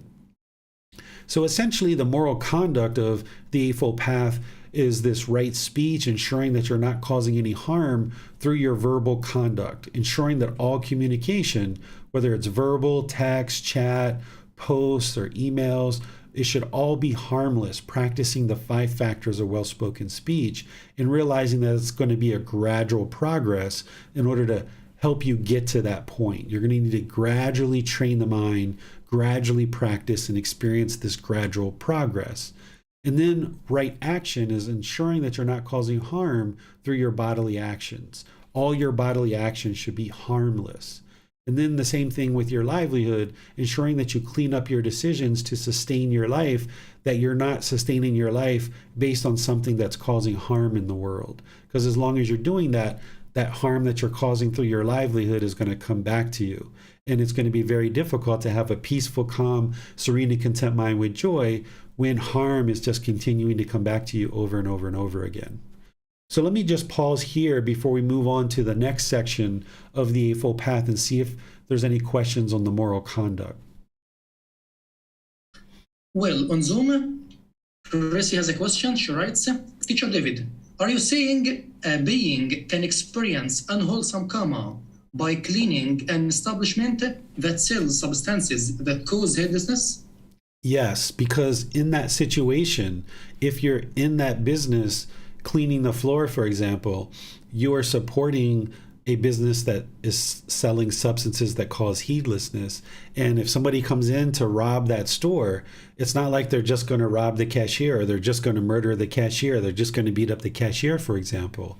By being in that business of substances that cause heedlessness, even the person who's just mopping the floor, they're contributing to that business, they're contributing to that harm, so therefore harm is able to come to them as a result of their decisions. Well, I'm interested to know the difference between harm and discontentedness. I mean, one cannot cause discontentedness for others, but one is able to cause harm for others through speech or action. Yeah, so let's use an example of stealing something. So let's say that I stole something from you, Basam. Me stealing from you is causing you harm. If I stole your car, I don't know that you have a car, but if I stole your car, you would then not be able to get to work. You would not be able to go do personal things. You would not be able to go shopping and purchase the supplies that you need. So I'm causing harm to you because you worked in order to accumulate certain money, and then you purchase that car, and you now rely on that car in order to go get the things that you need and go to work and various things like this, right? So I'm causing harm to you through my action of stealing from you. But if your mind gets discontent when your car is gone, that's you causing your own discontentedness because your mind is trying to hold on to this car permanently. That's not to say that what I'm doing is proper. The Buddhist teachings of the Four Noble Truths and explaining why your mind is discontent, it's just explaining why your mind is discontent. It's not saying that I'm okay to steal your car because you're causing your own discontentedness. These are two separate things. That you can cause harm to somebody through something like stealing one of their possessions, but if their mind becomes discontent, they're causing their own discontentedness. Thanks, teacher. A comment from HEF. I think you may have a comment on it. She writes, this makes being an American quite problems. Quite problem? Yes. Why is that? I'm not sure. Okay. Well, okay. Tonka asks, are small talks okay when socializing?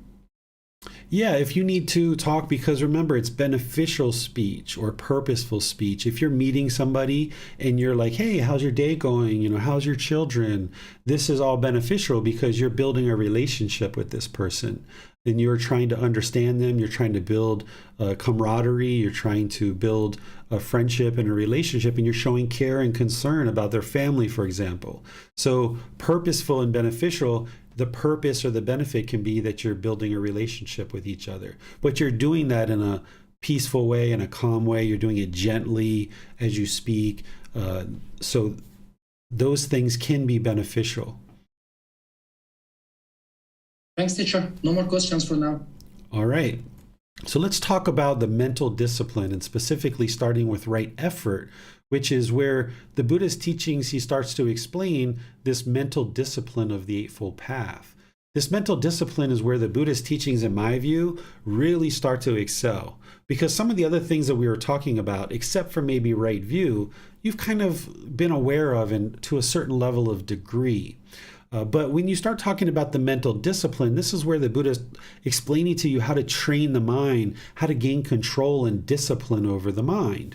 Because the unenlightened mind is like a wild animal. It just wants to run around the forest and it's not trained. And that's why it experiences these discontent feelings, because it's not trained. And what you're looking to do as a practitioner moving to enlightenment is to train the mind to have discipline and control. So here, all of these three steps, right effort, right mindfulness, and right concentration, they're all connected to each other. Here the Buddha says, in what, monks, is right effort? Here, monks, a monk rouses his will, makes an effort, stirs up energy, exerts his mind, and strives to prevent the arising of unarisen, evil, unwholesome mental states. He rouses his will, makes an effort, stirs up energy, exerts his mind, and strives to overcome evil, unwholesome mental states that have arisen. He rouses his will, makes an effort, stirs up energy, exerts his mind, and strives to produce unarisen, wholesome mental states. He rouses his will, makes an effort, stirs up energy, exerts his mind, and strives to maintain wholesome mental states that have arisen, not to let them fade away, to bring them to greater growth, to the full perfection of development. This is called right effort. So I'm going to help you understand this, because the Buddha is saying this all as one statement, and your mind might get a little bit lost in there, especially if this is the first time you've ever heard this. So I've broken this down into 4 different aspects, because that's what he's actually explaining, is 4 separate things. And now I've stripped out a lot of the other words so that you can see clearly what it is that he's actually saying. The first one is he's saying, prevent unwholesome mental states that have not arisen from arising. And now let me give you an example. You probably aren't thinking about killing another human being. That's not something that's currently in the mind. That's really far from your thinking. And what the Buddha is saying is take the effort to prevent this unwholesome mental state that has not arisen from arising in the mind. Don't ever allow this to come into the mind. For example, there's other examples as well. The second one is abandon unwholesome mental states that have arisen in the mind. This is any unwholesomeness that's currently in the mind. He's saying take the effort to abandon those unwholesome mental states. And here's just some examples. These may or may not exist in your current mind, but if these aren't there, there might be others.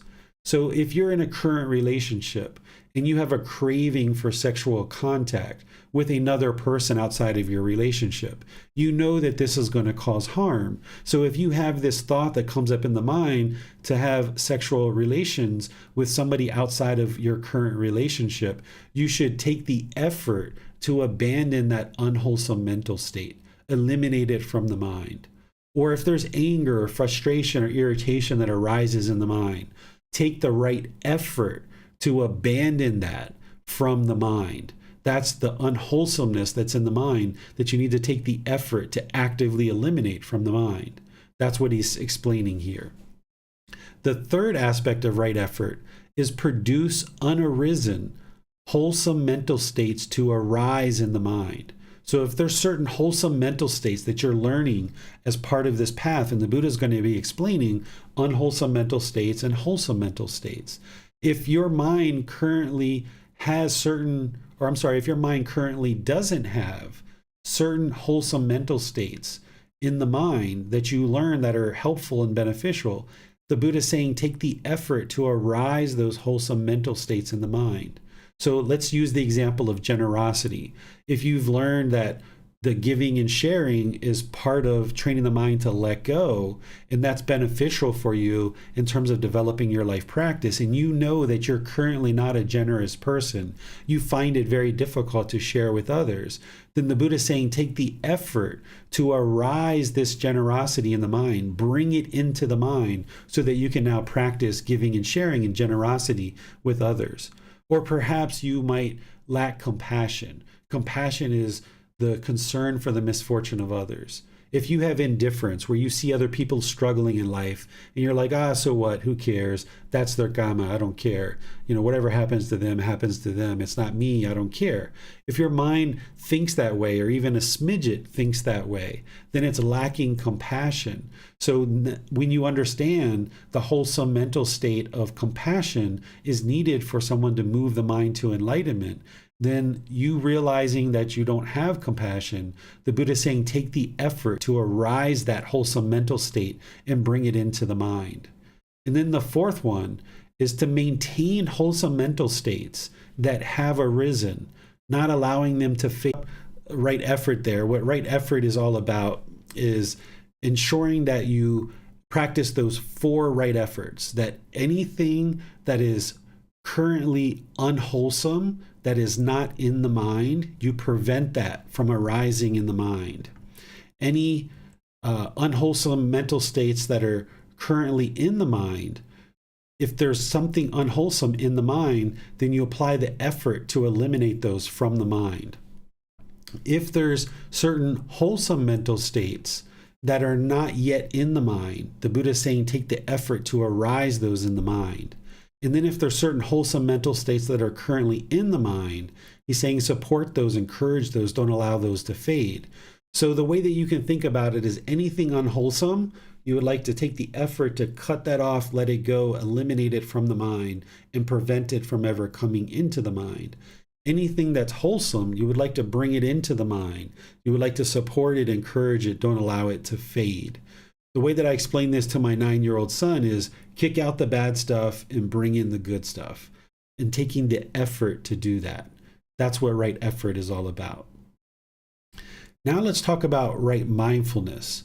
Right mindfulness is helping you to understand what is referred to as the 4 foundations of mindfulness. The 4 foundations of mindfulness are going to help you to actually eliminate discontentedness from the mind. Let's read the Buddha's words so that you can understand what he's sharing around right mindfulness. He says, "In what, monks, is right mindfulness? Here, monks, a monk resides reflecting on body as body, dedicated, clearly aware and mindful, having put aside craving and worry for the world. He resides reflecting on feelings as feelings, dedicated, clearly aware and mindful, having put aside craving and worry for the world. He resides reflecting on mind as mind, dedicated, clearly aware and mindful, having put aside craving and worry for the world. He resides reflecting on mental objects as mental objects, dedicated, clearly aware and mindful, having put aside craving and worry for the world. This is called right mindfulness. All right, well, now I'm going to help you to understand it and kind of break the words down so that you can see what he's actually talking about. Essentially, what right mindfulness is its awareness of mind, having the awareness of mind, of what's in the mind. Because if you're going to purify this mind and take the right effort to eliminate the unwholesome and arise the wholesome, you have to have awareness of the mind and being aware of what's in the mind. So you can just think of right mindfulness generally as awareness of mind. And that might be what you practice for now. Just having awareness of what's going on in the mind. That's really important to develop that. And you're developing that in breathing mindfulness meditation and throughout your daily life is having the awareness of the mind. But then you would like to develop more and more this 4 foundations of mindfulness. The 4 foundations of mindfulness are going to help you to be able to see the life cycle of discontentedness and how it's occurring as it progresses from bodily sensations to feelings to affecting the condition of the mind to then forming these mental objects. So this is where the Buddha says body as body, or feelings as feelings, mind as mind, mental objects as mental objects. Having the awareness of these. Oftentimes people use the word mindfulness today in ways that the Buddha wasn't using it. People will use the word mindfulness to say, can you mindfully carry this glass of water to the table? And what they're really saying is, can you carefully carry this glass of water to the table? But what mindfulness is mindfulness is awareness of mind, and specifically being aware of these bodily sensations. And then the other aspects as well, as I'm going to explain them to you. When the mind has craving, desire, attachment, it's causing its own discontentedness, as we shared. But prior to the mind experiencing pleasant feelings, painful feelings, and feelings that are neither painful nor pleasant, there's going to be some bodily sensation that it experiences. So if you've ever gotten really angry before, you know what the feeling of anger feels like. But have you ever observed how there's perhaps these sharp pains or this feeling of heat moving from the feet up the body, or you might feel like your head is really hot, or it feels pressure and like your head's going to explode? That's a bodily sensation associated with the feeling of anger arising. So prior to anger coming into the mind as a feeling, there's going to be this bodily sensation. And the same thing with the pleasant feelings. Before excitement, elation, and thrill, there's going to be some bodily sensation that's occurring before it becomes a feeling in the mind. And what the Buddha teaches is that when you're aware of those bodily sensations, to apply right effort, to cut that off and let it go. So when you observe the bodily sensations arising associated with discontentedness, if you can catch it there and cut it off and let it go, you've just saved your mind a whole lot of trouble, because that discontentedness doesn't come into the mind to become feelings. Because once it's feelings, now it's starting to pollute the mind, and it has the potential to motivate unskillful speech and actions. But once it becomes feelings in the mind, you still have the ability to cut it off and let it go there. But if you don't cut it off and let it go as a feeling, it's now going to start affecting the condition of the mind for the next few hours, the next few days, maybe for a week or two. And you've experienced that where you've had some situation occur, and then because of the feelings in the mind, it's now affected the condition of the mind for multiple hours, days, or maybe a week or two. And then when it's affecting the condition of the mind, if you don't cut it off there, it forms these mental objects which are more deeply rooted. So what right mindfulness is doing is helping you to practice awareness of this life cycle of discontentedness. Because if you can get ahead of the curve and you can observe these bodily sensations arising, then you can cut it off and let it go before it ever pollutes the mind with feelings. And that would be ideal. But the thing is that you're just learning. You don't quite have the ability necessarily to observe those bodily sensations every single time. And your mind might not have been trained yet enough through breathing mindfulness meditation to easily let go of that bodily sensation when it's starting to arise. So right mindfulness you can practice as awareness of mind, but then as you deepen your practice more and more, you would like to become aware of these bodily sensations so that you can save the mind all that trouble of having to experience the feelings of discontentedness. And now as it's polluting the mind with these feelings, it affects the condition of your mind long term and now forms these mental objects. When you can get to the point where you're aware of the bodily sensations and cut them off and let them go there, now you're starting to eliminate craving, desire, attachment. By applying right effort to cut off the arising discontentedness as just a bodily sensation, not only are you protecting the mind, but you're also cutting off the craving, desire, attachment that's producing the discontentedness to begin with. And as you get better and better at that, then eventually that craving, desire, attachment will be gone, and it will no longer arise discontentedness at all. And you can get to the point where the mind's peaceful, calm, serene, and content with joy. So you'll see over time certain things that once arose anger in the mind, as you cut that off and cut that off more and more, you're practicing breathing mindfulness meditation and generosity, that now that same thing can occur and the mind just is kind of frustrated or irritated. And then you practice some more, you continuing to accumulate the benefits of breathing mindfulness meditation and all the other steps of the Eightfold Path. That same thing happens, and now the mind is just annoyed. And then you continue your practice, you continue to develop it, you've extinguished this particular craving, desire, attachment. That same thing occurs, and the mind is not shaken up at all. There's no discontentedness at all. And that's where you see the truth for yourself, that the Buddha's teachings are leading to this peaceful, calm, serene, and content mind with joy, and you're gradually extinguishing the conditions that are causing the mind to be shaken up and experiencing discontentedness. And you'll gradually move closer and closer to this enlightened mental state. As you're doing that, you're also developing right concentration. Right concentration is described by the Buddha, and he describes the jhanas. But what right concentration is right concentration is a byproduct or the results of practicing all the other teachings. When you practice all the other teachings on the Eightfold Path, what you'll see is the mind becomes more focused, it'll have more concentration, there'll be more clarity of mind, and there'll be this deep memory that starts being accomplished in the mind, that you're able to remember things for longer and longer periods of time. I'm not going to actually read what the Buddha shares as part of right concentration because he's describing the jhanas, and you can see this in the book in chapter 4. But the jhanas are these preliminary phases that the mind goes through before it experiences the first stage of enlightenment. And then there's 4 stages of enlightenment. Here he's just describing the certain mental qualities that you're going to experience as the mind's moving into these jhanas. And this is helpful for you because this is kind of like the light bulb starting to flicker. You're starting to get glimpses of what enlightenment is like.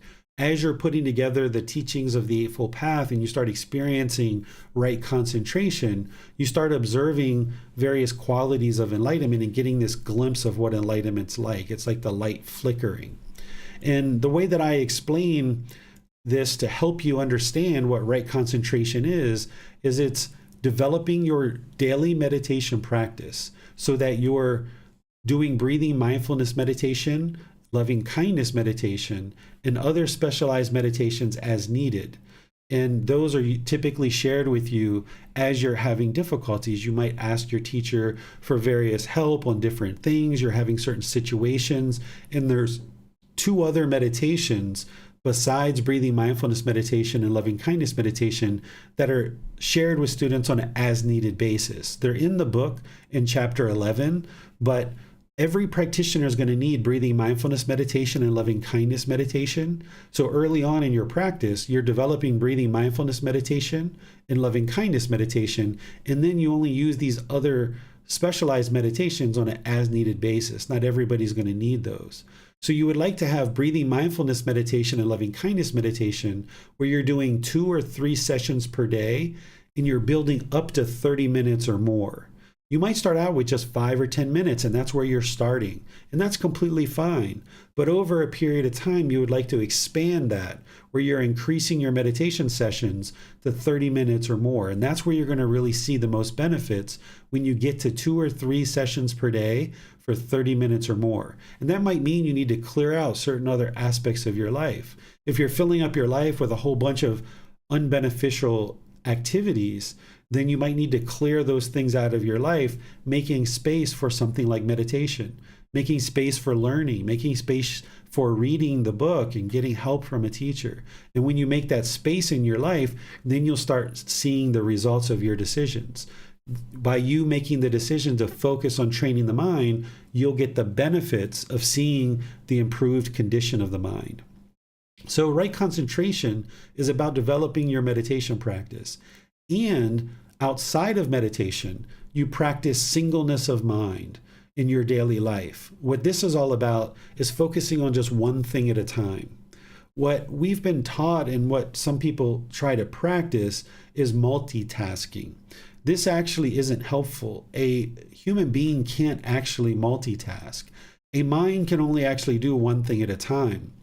This is part of the misperception or the false beliefs that an unenlightened mind has. If you're trying to multitask, what you're essentially doing is you're doing one task for 3 seconds or 5 seconds or 10 seconds or whatever it is, and then you're rapidly cycling to another task for 2 seconds or 5 seconds or what have you. And then you're going to another task for 3 seconds or 10 seconds or what have you. So what you're doing is you're training your mind to be overactive and rapidly cycling from thing to thing to thing to thing to thing. This is detrimental to your mind. A computer can multitask, but a human being can't multitask because a human mind can only focus on one thing at a time. But you can rapidly cycle from thing to thing to thing to thing, and this is where your mind becomes overactive, and you might have anxiety, and this is very detrimental. You might even find yourself having difficulty focusing with attention on one particular thing at a time because you haven't trained your mind to do that. So in meditation, you're training your mind to focus on just one thing, which is the breath.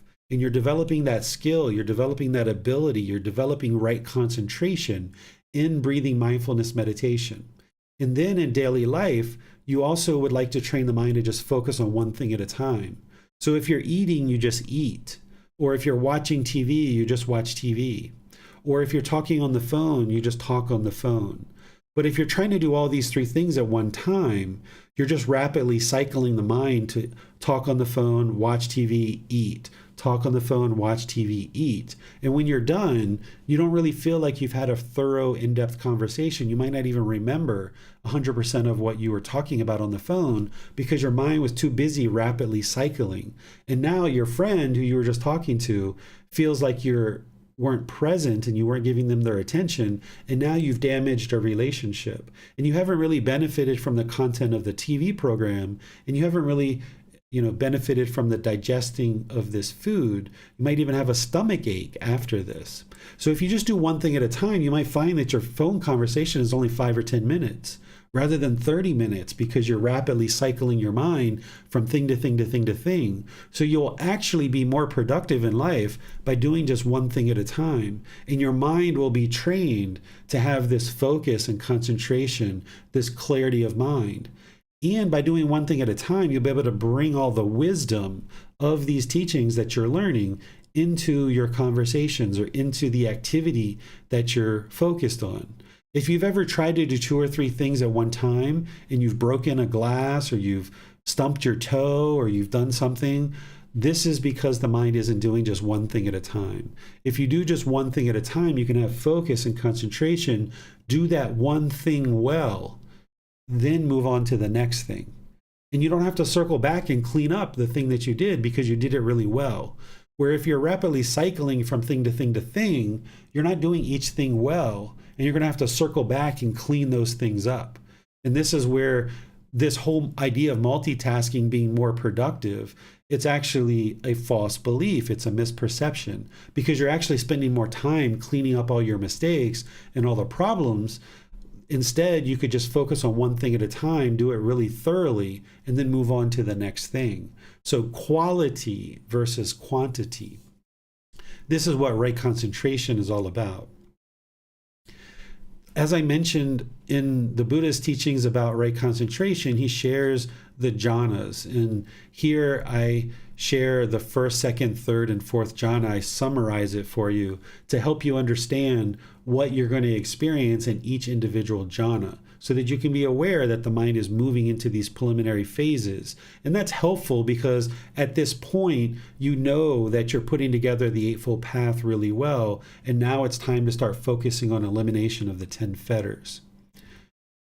Essentially, to summarize the mental discipline, right effort is taking the initiative to eliminate unwholesome aspects of the mind and cultivate wholesome qualities of mind.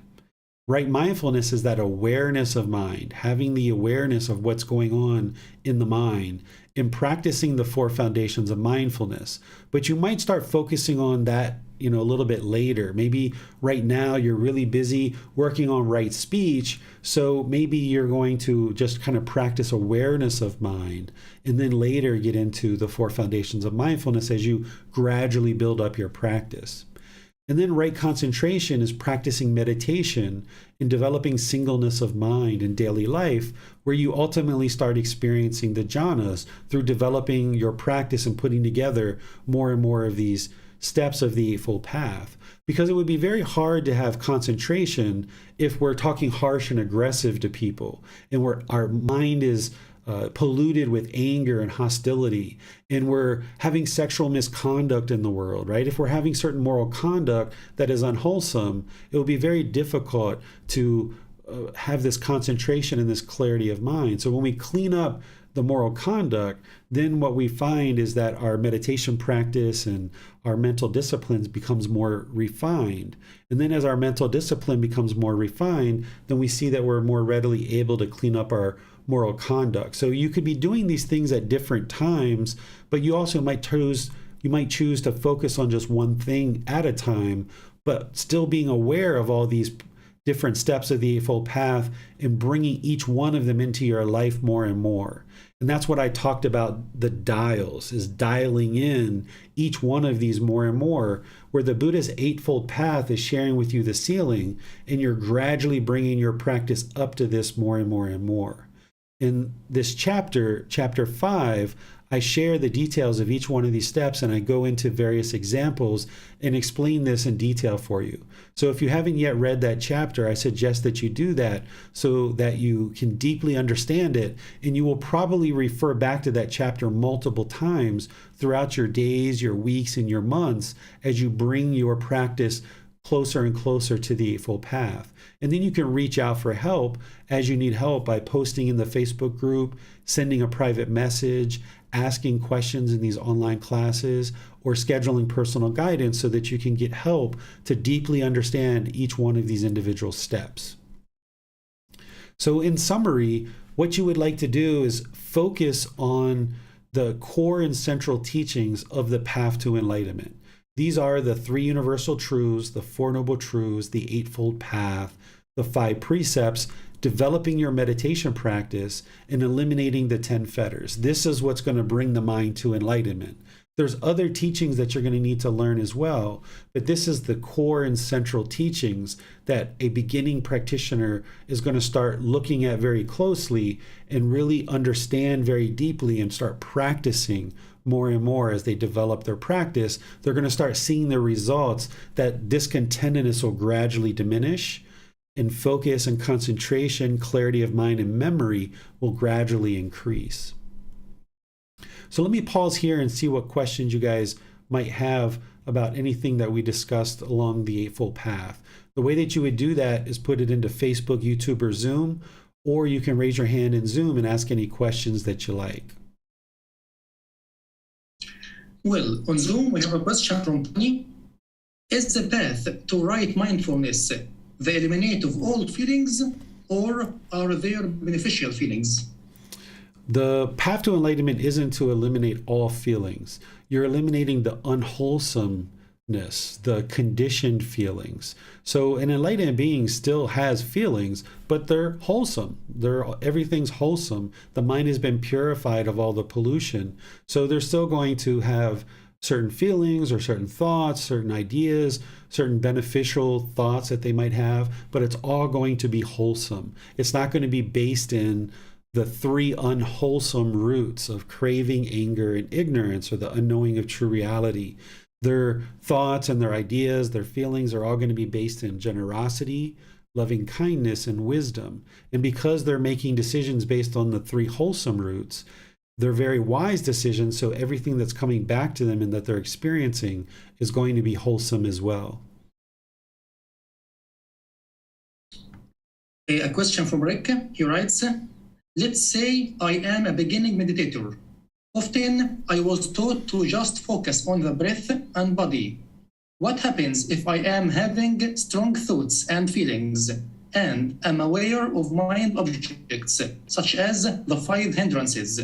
Do I focus at all of these more advanced foundations of mindfulness? The 5 hindrances and the 4 foundations of mindfulness are different.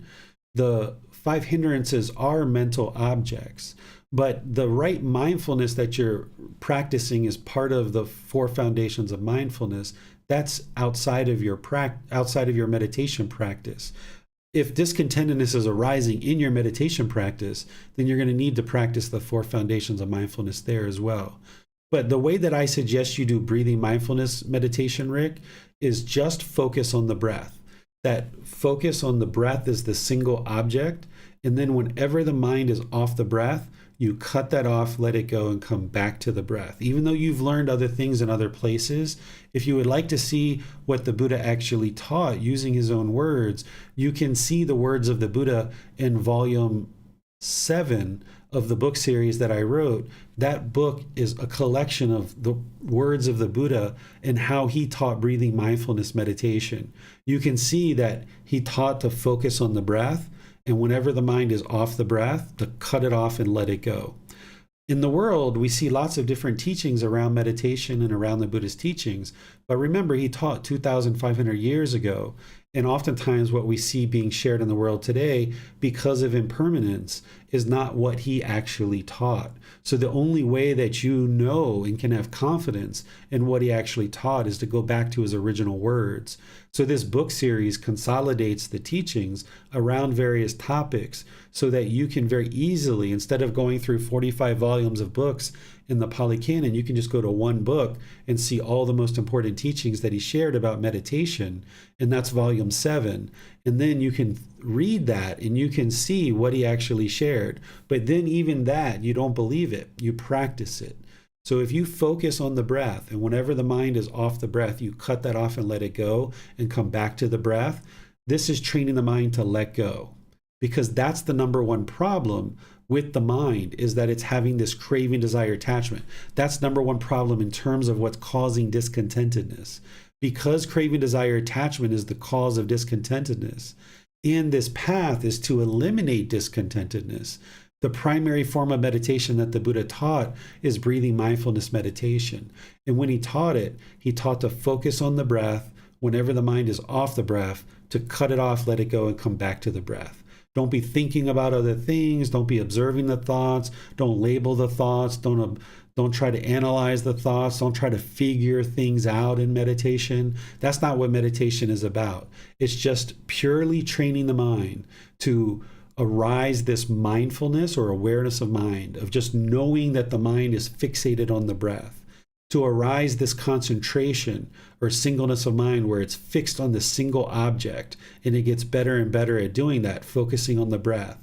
And then when the mind's off the breath, it gets better and better at cutting that off and letting it go and coming back to the breath. You're not trying to eliminate the thoughts in breathing mindfulness meditation.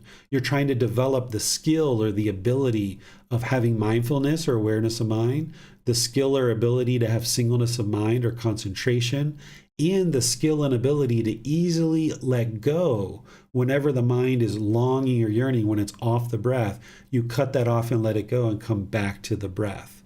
So by training the mind in this way to cut off thoughts during meditation and bring the mind back to the breath, and then it's going to wander again. Cut it off and let it go and come back to the breath. It's going to do this wandering because it's a wild animal. Now in daily life, when you observe those bodily sensations arising because of craving, desire, attachment, and there's this discontentedness that's coming into the mind, it's about to become a feeling. Now you can easily cut it off and let it go as a bodily sensation if you've done the work in meditation to just let go of the thoughts whenever the mind is off the breath. But it takes an accumulation of benefits of doing breathing mindfulness meditation in this way for a consistent long-term period of time, that you develop that mindfulness, that concentration, and that you can easily let go of the thoughts. So even hearing these things of what the ideal path is, you're not going to be able to do it right away.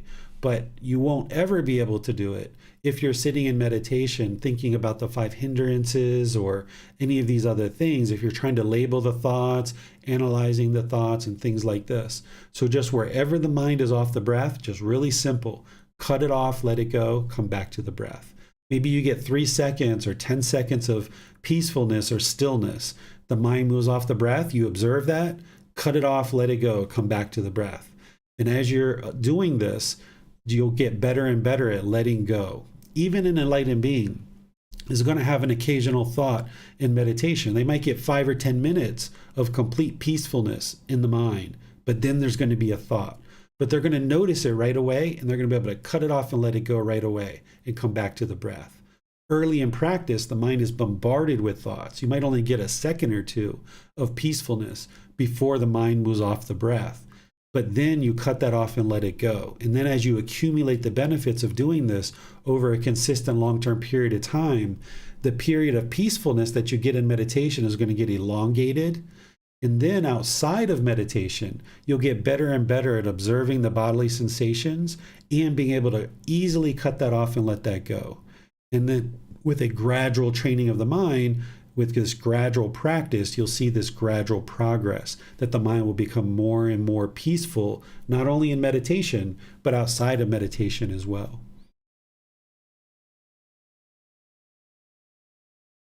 Well, for one who is studying and learning the Eightfold Path for the first time, is it okay to write these 8 aspects of the Eightfold Path, maybe on a paper or on a notebook, and try to revise them maybe daily? Is this how one starts studying and practicing the Eightfold Path? Yes, if I was you, I would work to learn this path inside, outside, backwards, forwards, left, right, up, down. Know it like the back of your hand, because this is the path to enlightenment. So maybe every couple of days you revisit different steps. So maybe on Monday and Tuesday, you look at right view and right intention. Maybe Wednesday or Thursday, you look at right speech or right action, and so forth and so on. You have to have this inner discipline where you're revisiting this Eightfold Path. It's not just a talk that you have once and then you move on, but instead you understanding that this is such a core and central teaching, you revisit it regularly. And when you're out in the world and you have a conversation that didn't go well, you come back home and you open up the book and you look at the 5 factors of well-spoken speech, and you're like, gently, I didn't speak gently. That's the problem. Let me work on that and get better at it. And then you go out the next day and you work better at applying the 5 factors of well-spoken speech and speaking gently. And then when you have difficulties and struggles, you can come home and you can consult the book and you can reach out to your teacher and get help as well. But you've got to do the work to bring these teachings into the mind, and that means you're going to have to revisit it, because the unenlightened mind is what the Buddha called muddled. It's muddled because of this pollution. It's hard to remember things. But when you're doing your meditation and you're learning these teachings more and more, and you start clearing out the pollution, it gets easier and easier to learn things and remember things. But early on, because your mind is more polluted and more muddled, it's going to be harder for you to remember these teachings. So you're going to need to constantly revisit these in order to arise them and cultivate this wisdom in the mind, and now to be able to apply it in your life more and more.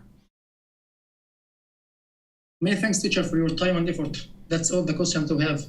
All right. Well, I would like to thank all of you for joining us in today's class.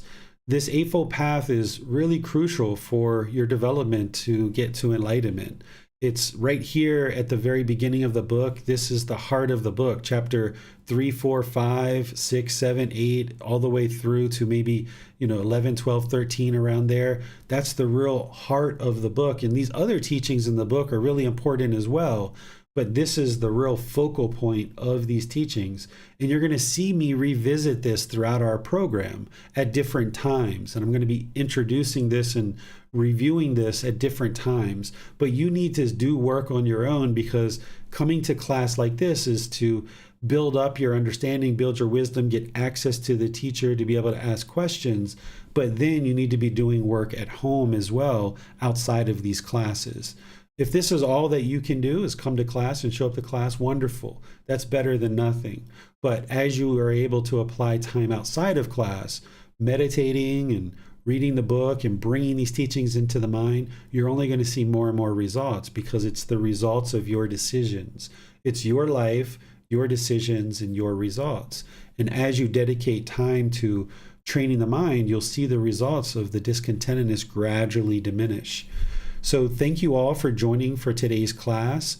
Next Sunday, we're going to be in chapter 6, which is the middle way. This is a very short chapter. So the Eightfold Path is a very meaty chapter. So not only do you have this week to study it, but next week with the middle way, it's a very short, very basic teaching. So it kind of gives you a couple of weeks to really get your arms around the Eightfold Path and the middle way, because these two teachings are really connected. But what you're going to read in chapter 6 is very brief, just helping you to understand what the Buddha taught on the middle way. And then I'm going to be sharing that with you on Sunday in our class next week. And then this Wednesday is the first class of our 4-part series, where I'll be sharing Buddhist chanting and helping you to understand why somebody would be interested to do Buddhist chanting and how to do that. The way that we do Buddhist chanting is in the Pali language. So I'll be sharing with you the translations of those chants as well.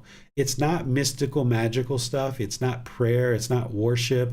It's none of that. What you'll find is that chanting can actually help you to get more benefits out of your meditation practice. So I'll explain that to you in detail as we start our 4-part series on Buddhist chanting. And if you're not able to attend Wednesday's class, then of course you have the replay either on Facebook, YouTube, or Facebook, YouTube, or the podcast. And as you listen to the replay, you can learn what it is that I taught in Wednesday's class. And if you're able to attend live, that's wonderful. I'll see you in Wednesday's class. Between now and then, have a very lovely rest of your day. We'll see you next time. Take care. Sawadee krap.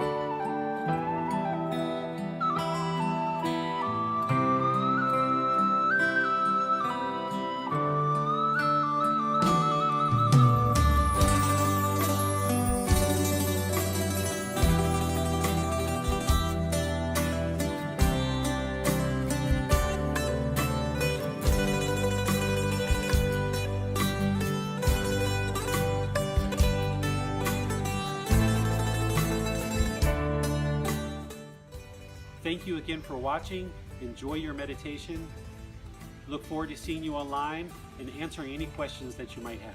Thank you so much.